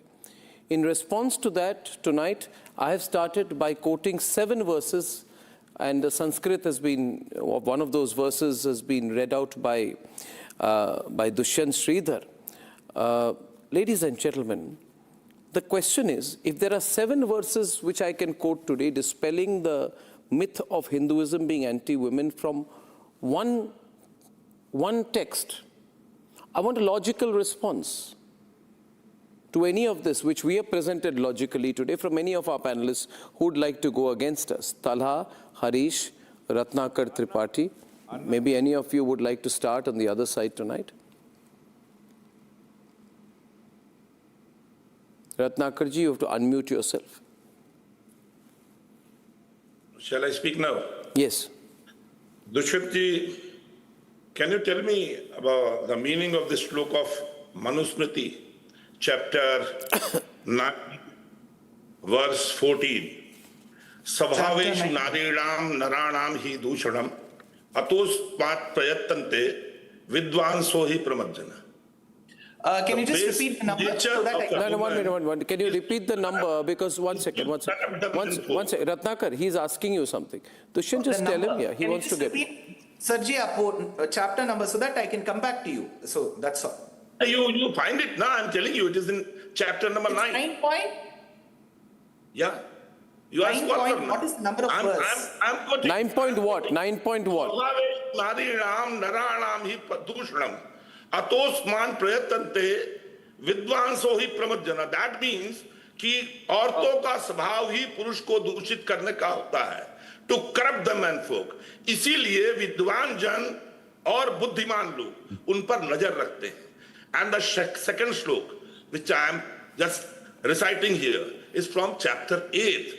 That it says, Bharya putrascha dasascha traya ekadhina smita. Right? And yatte samadhi gachanti yasse tat tadhanam. That means the wife, the son and the slave both are same. I tell you one thing. I'll tell you one thing now. Ratnakar ji, I am not just 1 minute, please, okay, while Dushyant responds to you. Ratnakar ji, please do not respond when I'm speaking to you. See, if you want to make a fundamental reverse engineering argument that Hinduism is anti, 1 minute, you see, the problem with you is because I have superior wisdom than you, because I have superior intellect than you, because I have superior education than you, because I am much more qualified than you, because my understanding of culture and politics is greater than you, because my understanding of, I need to tell you where you are going wrong, where you are going wrong. You see, if I was to say in the Abrahamic cultures, just 1 minute, please, 1 minute.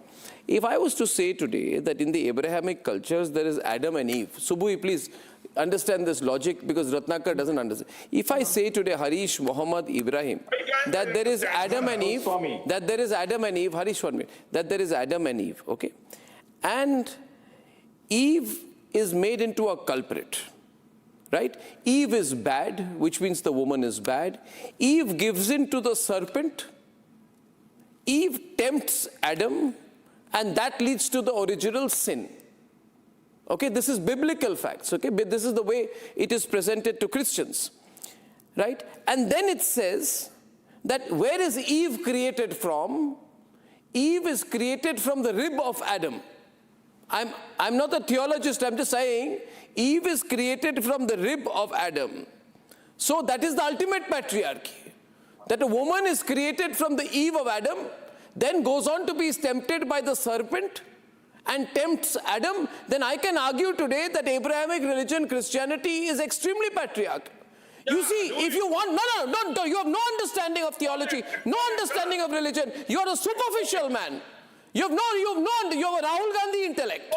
You've got Rahul Gandhi intellect. Now, fact is, 2,694 my point here tonight is, this is not going to work. This is not going to work. This is not going to work. Dushyant is responding to you now. Dushyant, and then we are taking it forward. Dushyant, you want to say something? Namaste, sir. You had asked this chapter 8 question. Chapter 8, 299. I will quote the shloka that you have said. Bharya putrascha dasascha preshyo bhrata cha saudara prapta appadha tadyaha syurajva venudalenava. So it talks about what... Let me speak. According to the wrong one, sir. You are... He's a Sanskrit scholar. He's going to expose you nicely. Listen. You are responding to the wrong slope. Do not play this urchin behavior here. I am really reciting the slope. Listen to me in academic debate. 1 verses 3. Don't behave like a street urchin, Dushyant Sridhar says tonight. Dushyant Sridhar tells Ratnakar Tripathi, don't behave like a street urchin. Arnab, I think now, this context, Arnab, reduce his volume. Let Dushyant speak. Tasya only I'm telling you. Now the thing is, this talks about the punishment that needs to be louder, Dushyant, louder. A fault.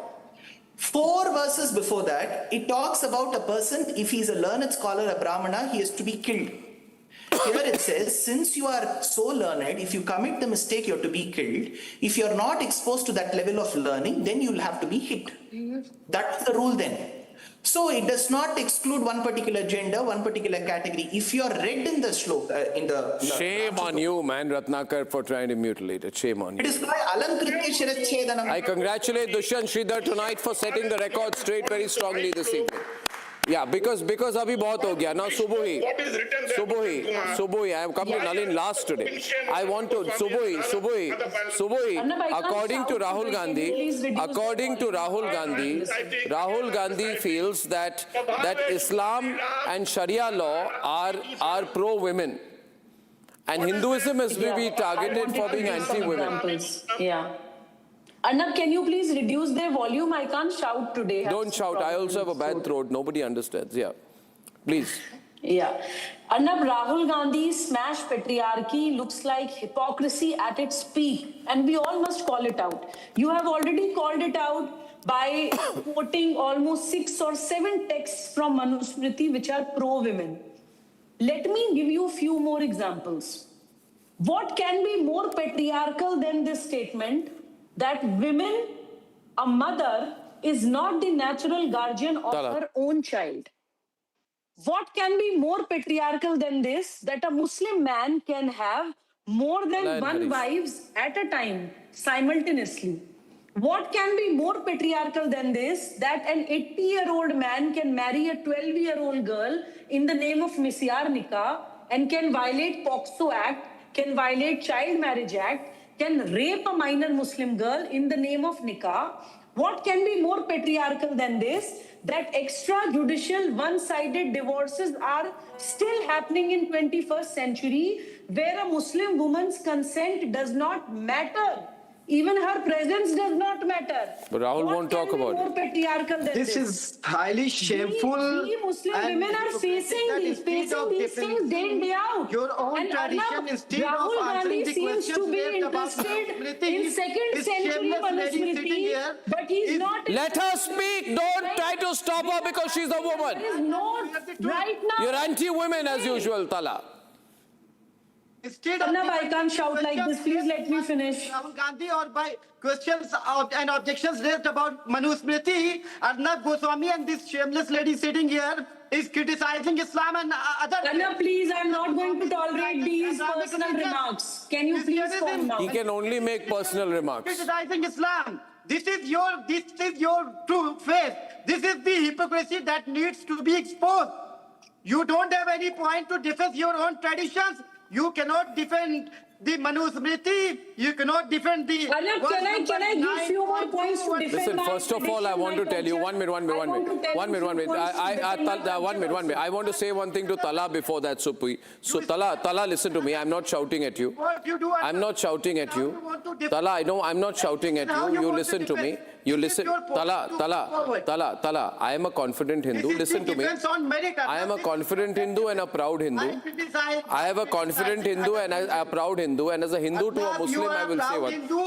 You are a confident Hindu, but you cannot defend your own traditions and your own. There's nothing to defend in Hinduism. Based on merit, you want. It is the most ancient civilization. Other religions. It is one of the wisest, greatest repositories of ancient wisdom.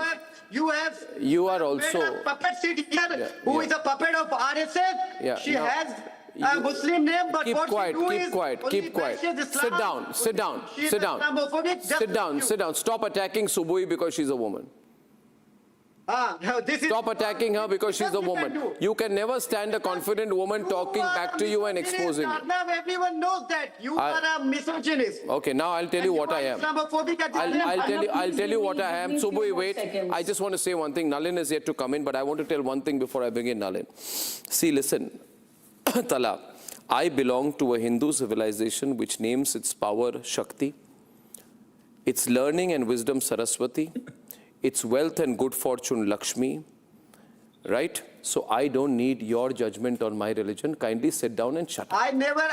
Kindly sit down and shut up. I'm telling you, please defend. Don't try to judge Hinduism. Don't bash other religions. I'm not bashing. I am saying that triple talaq is patriarchal. Am I wrong? You have no right to comment on my religion. And I am saying that your triple talaq is patriarchal. You should be a proud Hindu. I have every I'm right. a proud Muslim. I'm a proud Indian Muslim. I am a proud Muslim, and I portray it very strongly. My religion, Islam, gives women dignity, property, inheritance, and every right that was never known to any other religion 1500 years I back. don't know. Can you tell me any other religion which allows someone to have 4 wives?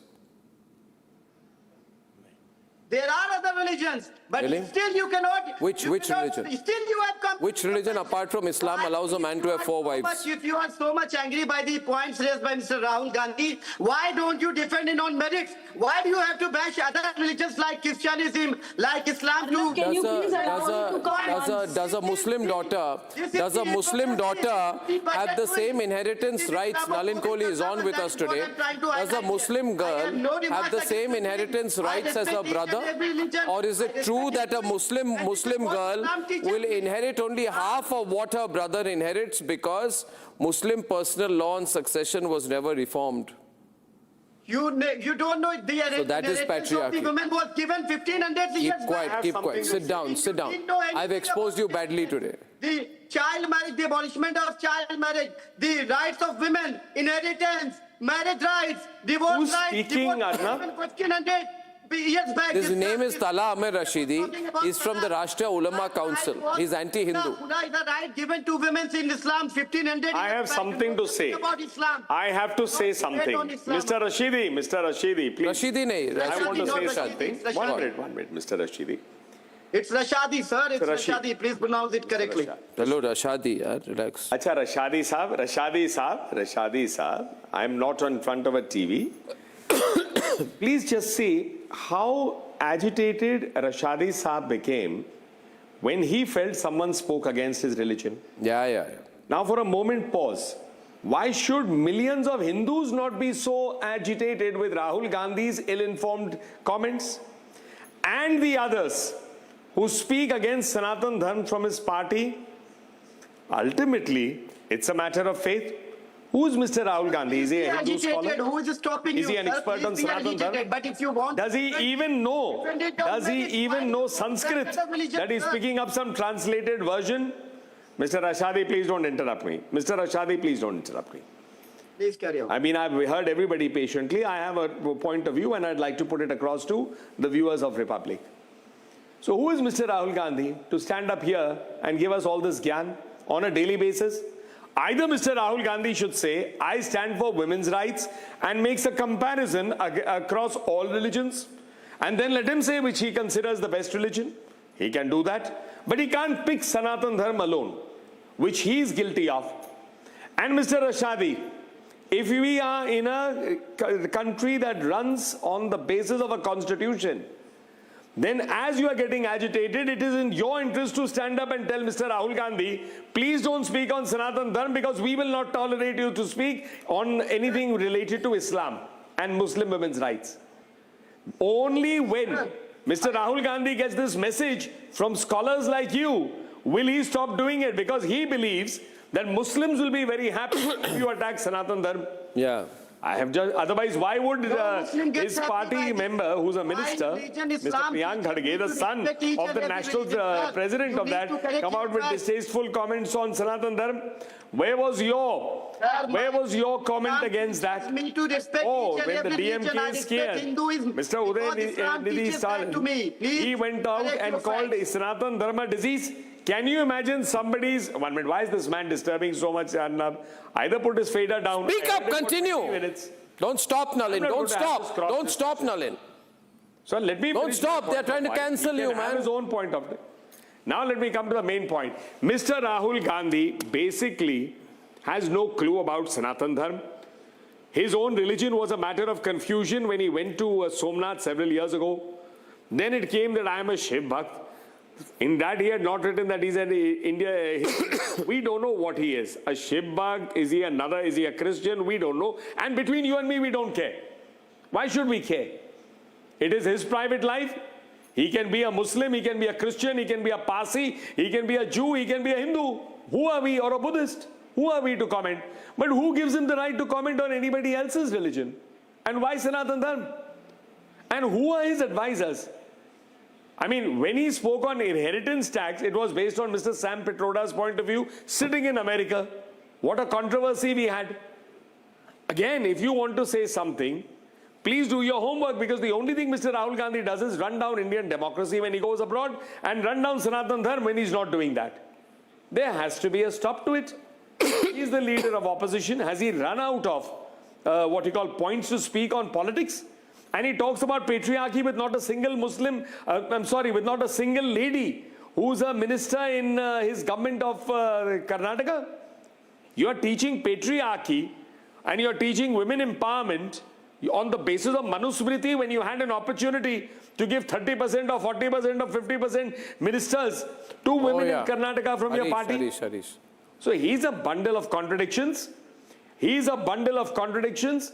And he only is probably doing this for media bites. He has no conviction.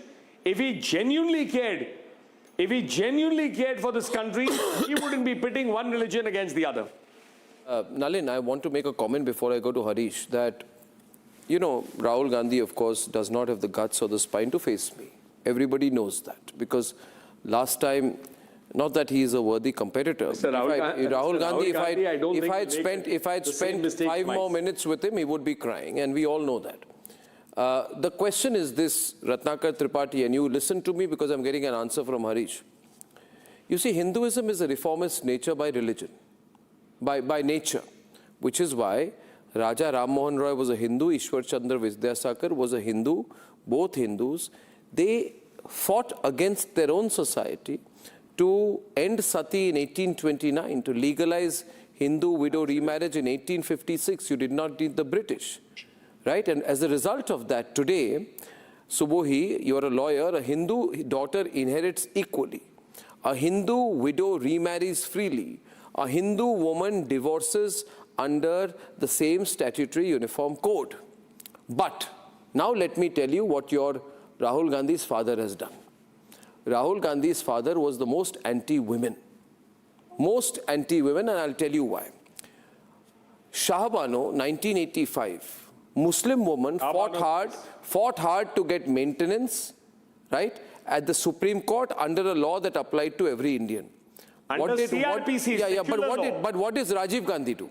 Rajiv Gandhi said this is a great time to appease Muslims. So he used his parliamentary majority to overturn. Sit down. Sit down. Sit down. Sit down. Sit down, let me tell you. Sit down, don't shout, sit down. Keep quiet, sit down. I'll tell you the truth. You chauvinist, you patriarchal misogynist. Listen to me. Rahul Gandhi's father used his parliamentary majority to overturn Shah Bano's victory in 1986 because of the patriarchal Rajiv Gandhi, because of the misogynistic Rajiv Gandhi, because of the anti-women Rajiv Gandhi. 4 decades later, a Muslim woman's rights on divorce still trail a Hindu woman's. And the reform the Congress party crushed in 1985 is the reform it now pretends to champion, as long as the target it names is Hindu. Keep quiet, you anti-women, anti-Hindu people. Arnab Goswami will not spare you. Go to the Lutyens channel, you wokes, you fake progressives. You people, I have told you exactly what Rajiv Gandhi did. Rahul Gandhi does not have the GUTS guts. Rahul Gandhi does not have the honesty to say my father did all this. As a minister, I will say it. Yes, Nalin. Expose them tonight. He stepped down and resigned from that government. Yes. Was it pro-woman, 50 crore ki girlfriend, jersey cow? Keep quiet, sit down. Congress ki vidwa, why don't you talk about that? Sit down, बैठ जाओ. You cannot hear the truth. You cannot bear the truth. Expose हो चुके हो, anti-Shah Bano, anti-women. The nation sees that and the nation knows इतनी बेशर्मी. that Arnab is biased. He is anti-women, he is misogynist, he is Islamophobic, and he cannot defend his own points based on merit. I think at the age of 80, आप जब 85 साल के होंगे, मैं बता रहा हूँ आपको, जिस तरह से आप जा रहे हैं, when you will be 85, you will do nikah halala. जैसे 85-year-old Muslim men do nikah halala with 14-year-old Muslim girls from poor families. आपकी मानसिकता प्रो निकाह हलाला वाली है. आपकी मानसिकता दिख रही है. आपकी मानसिकता आप प्रो निकाह हलाला, प्रो ट्रिपल तलाक टाइप के आदमी है. Person sitting on this panel. This person sitting on a panel is a lady I respect. She has a name. Her name is Subui Khan. Talk to her with respect. Islamophobic, Arnab. Islamophobic. Yes. She's Sanatani. She's Sanatani. I'm not talking about her. You just can't hear the truth. You can't see the truth and you can't bear the truth. And that's the reality. Phone line खोल दो, पता चलेगा कौन किसके साथ. Can I counter him? कितने लोग किसके साथ हैं? Subui, please. Yeah, Subui. Radish, I'm coming to you. Yeah, Arnab, thanks for introducing me to Mr. Talha. I always say with pride that I'm a Sanatani Muslim, and I want to reiterate on this panel on Republic Network today that my name is Khan and I'm a proud Hindu. Oh, yeah. I'm a proud Hindu because Hinduism has told me the eternal laws of nature. I'm a proud Hindu because Hinduism has told me the science of human body, including the science of mind. Hinduism has told me the evolution of consciousness. Hinduism has told me what is the purpose of this life. I'm a proud Hindu because Hindus are reformists by nature. I'm a proud Hindu because Hindus are pro-women. I'm a proud Hindu because Hindu is not a mere religion, but a commonwealth of all modes of worship. मोहतरमा अपना नाम बदल लीजिए, अपनी identity कीजिए, लोगों को धोखा क्यों दे रही है? प्लीज अपना नाम बदलिए, प्राउडली कहिए. I was not criticizing any religion, Mr. Talha. I was criticizing the regressive practices. I was criticizing the crimes which are happening in Nepal. All due respect to you, please change your name. Stand up. Okay. I'd like to get. Please change your name. Be a Hindu. Why are you being so hypocritic? Have a common civil law to protect Muslim women. He's not interested in that. He's only interested in criticizing Hinduism to propagate his narrative. No, because we are arming the people of this country with the logic to take on the fake anti-Hindu. Next time anti-Hindu Rahul Gandhi comes to your city, expose him. And Harish Mohammed Ibrahim, people are getting empowered. You're from Chennai. I have a lot of supporters in Chennai, by the way. Lot of supporters for Republic Media Network and our ideology in Chennai, you know. The nationalist ideology. Okay? Please stand with the nationalist ideology, Harish Mohammed Ibrahim, because Republic is going to come to Tamil Nadu very soon, whether you like it or not. Okay? So now come to the nationalist ideology and tell me, are you with the Nikah Halala ideology? Are you with the triple talaq ideology? Do you agree with what I said about, did Rajiv Gandhi do the right thing on Shahbano case?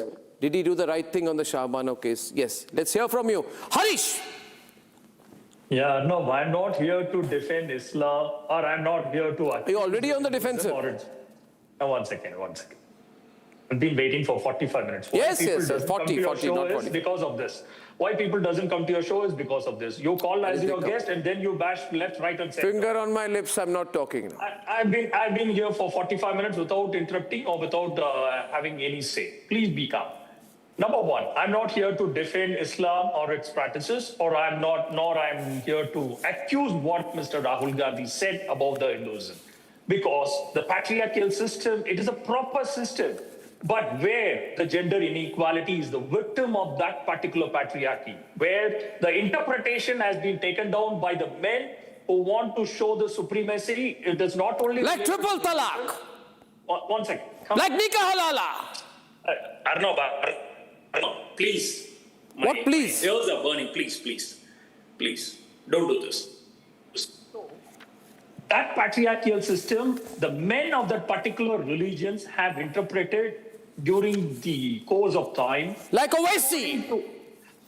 Come on, Mr. Arnab. My ears are burning. The people don't come to your show because of this.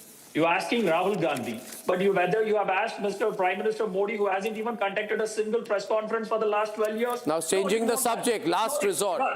Then you be calm. Why are you interrupting again and again? You be calm. I've been there for 45 minutes. Can't you give at least 4 seconds for me to respond? With dignity for your guest you have called for. That is the reason a girl yesterday or day before yesterday have bashed you. That is called patriarchy. That is called patriarchy by Arnab. You are setting example for the patriarchy system, where men doesn't want to go ahead and hear the women's out there. Even if it is wrong, you have to hear. I am hearing, madam, someone who spoke earlier. Someone has a name. Her name is Subui Khan, and she said she's a proud Hindu.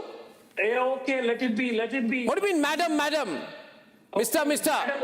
Madam is not a bad word, Mr. Arnab Goswami. Please be calm. You know her name. What? You are not even allowing me to complete even 1 minute. That shows your patriarchal mindset. You are not allowed. Patriarchal towards you. Whatever. The patriarchal system doesn't bother only women. I believe in only 2 genders, not 27 like you. No, but then you are against LGBTQ. Who says I'm against LGBTQ? I'm not. Are you then? Then don't say that gender inequality lies only between men and women. Ajana, what is your argument? You're losing your subject yet. Come back to the subject. Next you want to discuss Donald Trump. If you're not interrupting, I would have finished by now. But you want to keep on interrupting with so many names in between my argument. Then how you would listen to my entire subject? Please be calm. First land down. Then not only Rahul Gandhi, each and everyone will come to your show. Please be calm. Number 2. Those kind of patriarchal mindset, the men during the course of time, not only in Islam, not only in Hinduism, not only in Christianity, even atheists who have the mindset of patriarchal mindset will go ahead and create the inequality. I want to make triple talaq a crime. The government has made triple talaq a crime. Rahul Gandhi did not want triple talaq to be a crime. That is patriarchy. Problem lies. Okay, you go ahead. You don't want to listen. Go ahead. Don't cry. We know who cried. The entire India would have watched your show. At least even 1 million who has watched your show know how Mr. Arnab. No, don't cry, don't fumble, don't mumble. I'm very fine, I'm very good. Okay. You are a great orator. Subui, I think he's getting confused. Okay, you are the most clear man in entire India. So we are muted. Please go ahead. Dushyant, you're muted. This debate is getting very one-sided now. Arnab, if they are so interested in smashing the patriarchy, then why don't they support common civil law for protection of Muslim women? I want to ask them this. Ask Ratnakar that a Hindu daughter's rights come from the Hindu Succession Act and the Constitution. Those rights are equal. Muslim women don't get that. But you see, Ratnakar Tripathi. Now let me explain. No, respond in fact. Anti-movement. Respond with fact. Please. I'm quoting from the Hindu Succession Act. Do you know the details? Enough, sir. You know the law? Enough. Please. How shameless and how anti-women you and Nalin Kohli and Subhuti Khan are. Nalin Kohli are anti-women, okay. A woman who has been deserted without any cause. One minute. Now he tries to get personal out there. Nalin Kohli! What do you mean shameless? After So why are you getting personal? He wants to get personal. Shameless. Have you run out of arguments, Mr. Ratnakar Tripathi, that you are now picking up adjectives? You don't have any logic? Or are you following the arguments that without logic you will now become personal? Have I used anything personal against anybody? How can you use the word shameless against me? I'm sorry, you will need to apologize. Apologize. Sorry. I will not allow a man to call me an adjective and call me shameless. How dare you? Who are you to call me shameless? What is your standing that you are calling me shameless? I am sorry, Mr. Ratnakar Tripathi. No, I'm sorry. Mr. Ratnakar Tripathi, I have not said a personal word against anybody. And I'm not going to tolerate somebody saying shameless for me. I am sorry and I will not let you speak. As if you think you are going to get away with an adjective and try to get away by just demeaning me like this on national TV, I am sorry. You will get it back in your coin. And I will not stoop to your level. I refuse to stoop to your level by using an adjective against you. And I can bet you, I can use 5,000 adjectives against you before you will be able to reach 500. But you dare to call me shameless on national TV. Who are you to call me shameless? How dare you call me shameless? What do you think you have done in your life that you believe you have the right to call me shameless? Under what circumstance that you believe that you can call me shameless? I am sorry, Mr. Tripathi. You are a man without logic. You are a man who does not have an argument. That's why you're stooping to the levels to go out there and come up with... Apologize 1,000 times over. I'm telling you right now, you're a man without any argument to put out there, and hence you're stooping to this level. Okay, Jayaprakash is calling from Ahmedabad. Jayaprakash from Ahmedabad is calling tonight. Jayaprakash, are you there? Yes, Arnab ji. You're watching this hot debate, all kinds of comments. Yeah, I am a big fan of you, Mr. Arnab. I'm a big fan of all my viewers. Ratnakar, calm down. There is a viewer calling. Is the biggest hypocritic person on the whole of earth because he is only targeting the Hindus because Hindus are not voting for him.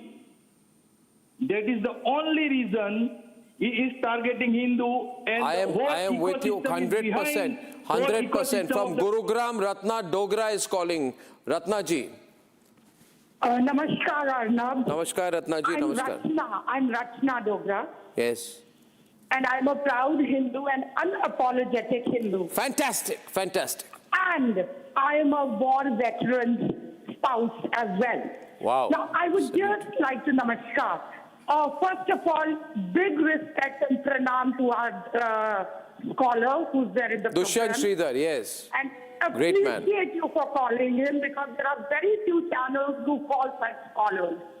Now, I just could take 5 seconds of yours and I need to speak about Mr. Ratnakar Tripathi. Ratnakar Tripathi, put him full frame. Yeah.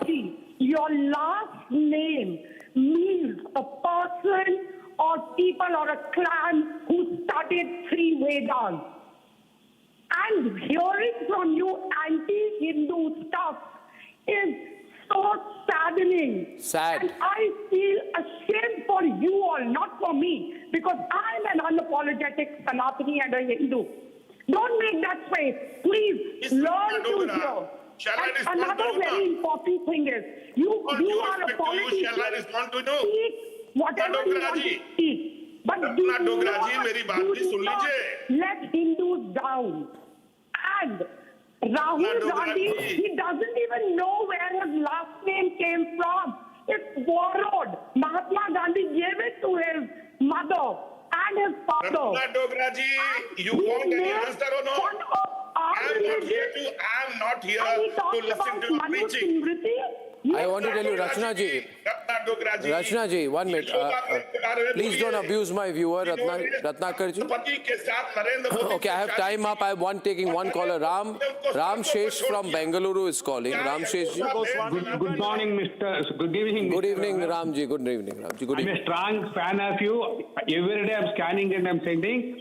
And Mr. Rahul Gandhi has misunderstood Hindu Dharma. Hindu Dharma is the only one Dharma says Sarve Janaha Sukhino Bhavanto. And Swami Vivekananda, when he spoke in 1893, whole world admired. And Bhagangadhar Tilak spoke on Upanishads, whole world admired. Nalanda University was the first university of the world. Vijayanagar Empire of South India was the best empire and richest empire, it is mentioned. And Bhagavad Gita worshipped and admired by all world great people. And I appeal Rahul Gandhi. Okay, I think I agree with you, Ram Sheshji. We'll ignore Rahul Gandhi. But I want to say one thing to Dushyant today, all of you. One thing, Dushyant, I want to add contemporary. I was just told that Manusmriti chapter 8, verse 389 was cited by the Supreme Court of India to uphold a widowed woman's rights. It says, no wife, son, father or mother should be abandoned. A king should impose a fine of 600 units on anyone who deserts the innocent family members. In January 2026, the Supreme Court of India drew upon the wisdom of the Manusmriti to protect a widowed woman's rights to financial support from her late father-in-law's estate. The ruling is called Kanchana Rai versus Geeta Sharma and others, highlights how ancient texts like Manusmriti continue to influence modern Indian jurisprudence. So Ratnakar Tripathi and Rahul Gandhi, sit down. Sit down. Sit down. I'll speak on the show. Okay, ladies and gentlemen. Dushyant, I give you 20 seconds because people are loving what you're saying today. Arnab, the verse that you have cited is Na mata na pita na stri na putrastyagam arhati. A woman, a mother, a father should never be abandoned. So, rightfully or not, in this debate, the debate is a witness. I began with my comments where you gave me an opportunity. I didn't attack any religion. No, you never did. His dignified comments was called shameless. Suviji was called a shameless woman. So we know which side is insulting human beings. I think that's made very, very good. Ladies and gentlemen, remember, child marriage is criminalized for Hindus. Widow remarriage is legalized. Sati is gone. Daughters are equal heirs. That, ladies and gentlemen, is true reform of an ancient religion. Don't believe Rahul Gandhi. He's got an agenda. His agenda must not win. Logic must. Hindu civilization must. Our national pride must. I'll see you tomorrow evening. Good night and goodbye.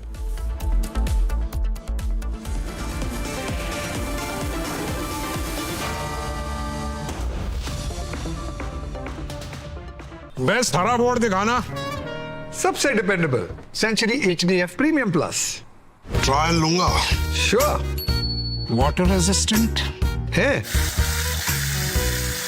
Strong है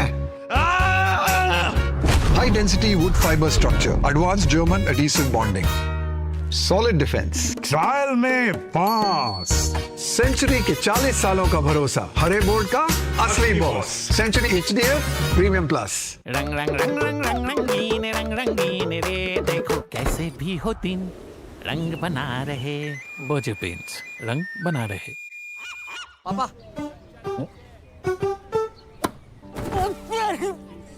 sorry यार गलती हो गई है ये चोट खर्चा वर्चा अरे लास्ट बॉल पे छक्का भी तुम्हारा छक्का सब कैशलेस हो गया है हाँ ला भाई मेरा बैट वो अभी तो ठीक हुआ तू जो डिस्चार्ज हुआ यार बैट किसका है टाटा AIG है तो भरोसा है केसरिया से मन जोगी हुआ रे दिल झूमे देखो मतवारा हुआ रे केसरिया से मन जोगी हुआ हर पल मनाओ केसरी त्योहार विमल बोलो जुबान केसरी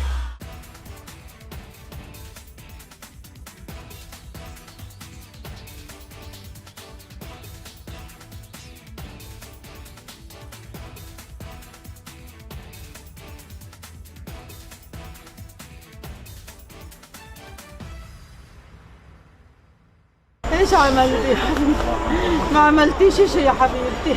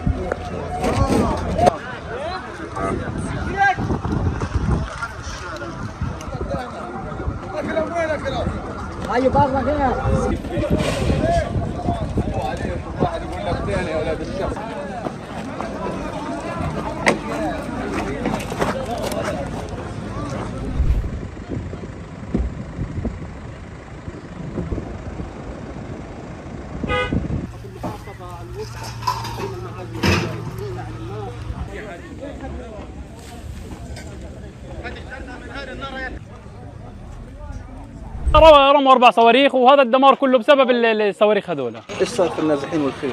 النازحين وممتلكات، هي ممتلكات وهانا ونازحين للاسف كلهم تدمروا. للاسف الحين هم بلا مأوى. هم هالوقت بلا مكان يروحوا يقعدوا له. هم الحين بفكروا كيف يستقروا. क्योंकि अगर पेट्रियार्की स्मैश करनी है तो फिर ये तो कांग्रेस पार्टी से ही शुरुआत करनी चाहिए ना राहुल गांधी जी को. I want to call out the hypocrisy of Shri Rahul Gandhi as well as his Congress party. ऐसा लगता है कि अब नेता प्रतिपक्ष राहुल गांधी केवल और केवल मीम्स और रील वैल्यू के लिए ही बयान देते हैं.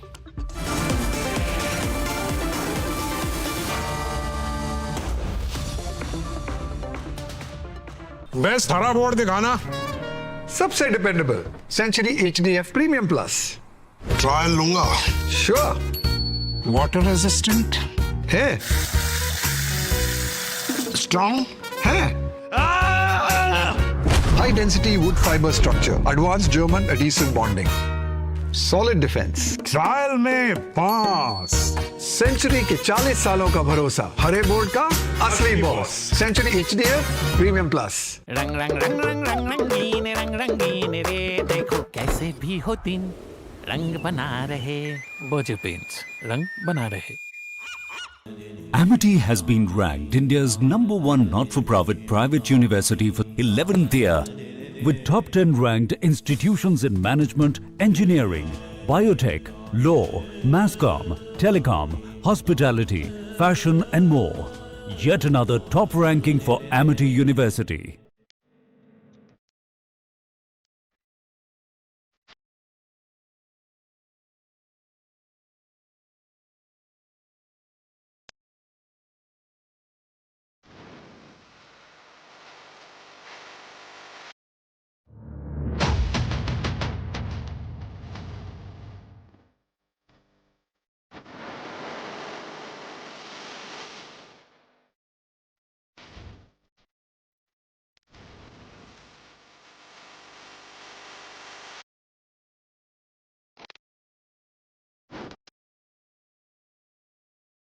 पापा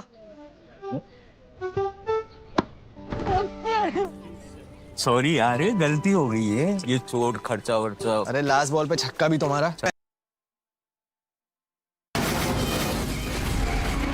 From the Republic Media Network headquarters, it's time for Arnab Goswami on the debate.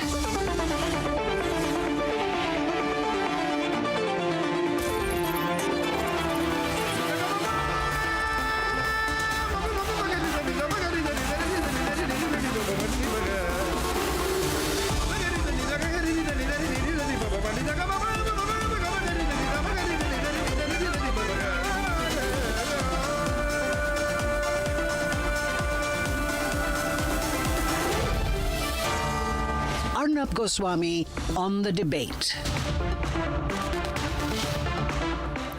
Ladies and gentlemen, there has been a terrible, terrible flash flood in Nepal.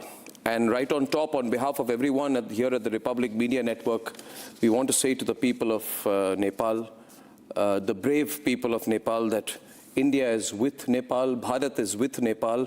What has happened is extraordinarily tragic when a sudden surge of river from the Tibetan side, the Chinese side, triggers a flash flood that affects one whole district and all the downstream areas along the Trishuli River in Nepal. Some of the visuals of what has happened are truly heart-rending and extremely worrying. The first visual I'll show you, you can see the sheer power of this flash flood, because in a blink of an eye, a massive wall of water surges through the valley, demolishing buildings. Then in visual 2, you will see how there is this terrifying moment when people are just going about their daily routine, suddenly overrun and completely overwhelmed by the flood. This picture has gone viral. It's just so scary because the waves are many, many stories high. In the third visual, you will see how people are running across the roads and the bridge trying to save their lives, but the water from the flood completely overwhelms the area and it sweeps everything away, completely submerging this whole area. Look at the force of the water as it enters that area. Ladies and gentlemen, the extent of the devastation and destruction is so extreme. The sheer overwhelming force of the volume of water in visual 4, which is causing the devastation. Cars are getting rocked, completely taken away, house broken, taken away too. And in visual 5, the water's volume and force and the speed with which it is devastating everything in its path is clearly visible. You will see the kind of embankments, like dam-like structures which are washed away. I have personally never seen this force of a flood happening. They say it's a combination of events, but there are certain concerns about what has happened from the Chinese side.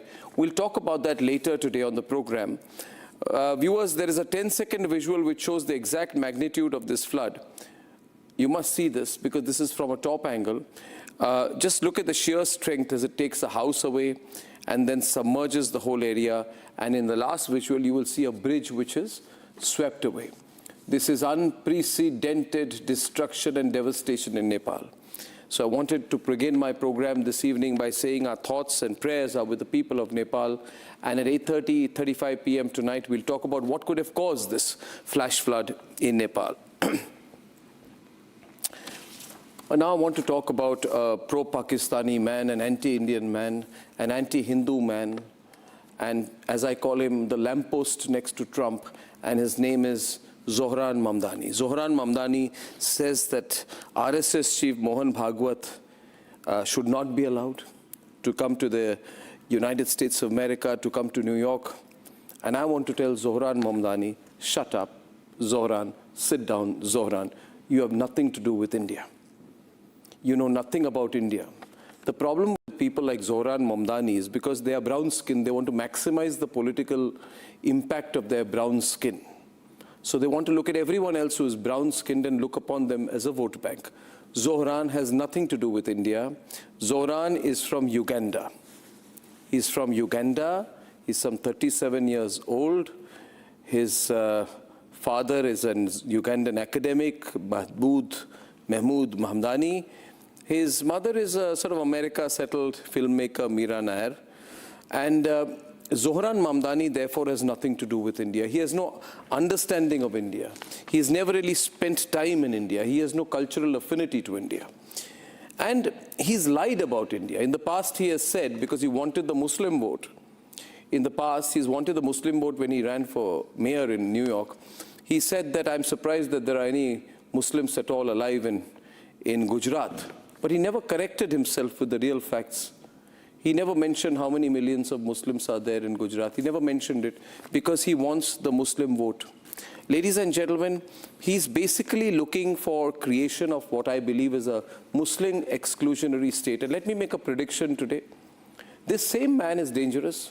He stood like a good boy, like a lamppost next to Donald Trump after questioning Donald Trump in his campaign. But when he was face to face with Donald Trump, he stood like a cowardly, spineless lamppost, like a good boy, his hands in that position, which shows his defensive nature. But this man, ladies and gentlemen, I make a prophecy, is working towards the creation of an exclusionary Muslim state within the United States of America. He wants influence, and therefore he wants to, ladies and gentlemen, have that influence, get all the Muslim votes with him, and that's why he supports Umar Khalid. He wants to widen his Muslim vote bank. He supports Sarjil Imam. He supports people who say that we must use Muslim demographics to break up India. Can that tell you something about what he wants to do in the US? He will at one point of time turn into a secessionist in the United States of America. I would like to request all the Swaminarayan Mandir, which has allowed him in the past, not to allow this man anywhere close. BAP, Swaminarayan Mandir, Ganesh Mandirs, all the Hindu temples in the United States of America should not allow this man who is anti-Hindu, who is a fascist, who's anti-Hindu, who does Muslim appeasement politics, who's pro-Pakistan, to enter a single temple. I would request Swaminarayan Temple in Queens, which has allowed him in the past, not to allow him. He's a fascist. And in fact, Hindus should rise against this fascism of Mamdani. Please do not take this man lightly. He just uses Bollywood music when he's elected because he wants to play on to a certain kind of Indian sentiment. But in the past, he has spoken against the CAA law. He has said in the past that there has been a massacre of Muslims in India, which is an absolute lie. He stands in solidarity with the Tukre gang in India. And in fact, for all of these reasons, the government of India must never allow him on Indian soil. We will protest if this Pakistani man, pro-Pakistani man, because he's culturally, in thought, in temperament, he stands with the ISI point of view. If this man is allowed on Indian soil, we will protest against it. And therefore, I call upon the Hindu community in the United States of America to stand in solidarity with the RSS, the visit of the RSS, and he must know what the RSS stands for. Ladies and gentlemen, the RSS stands for the concept of cultural nationalism, which means there is a common ancestry of all Indians, regardless of religion, regardless of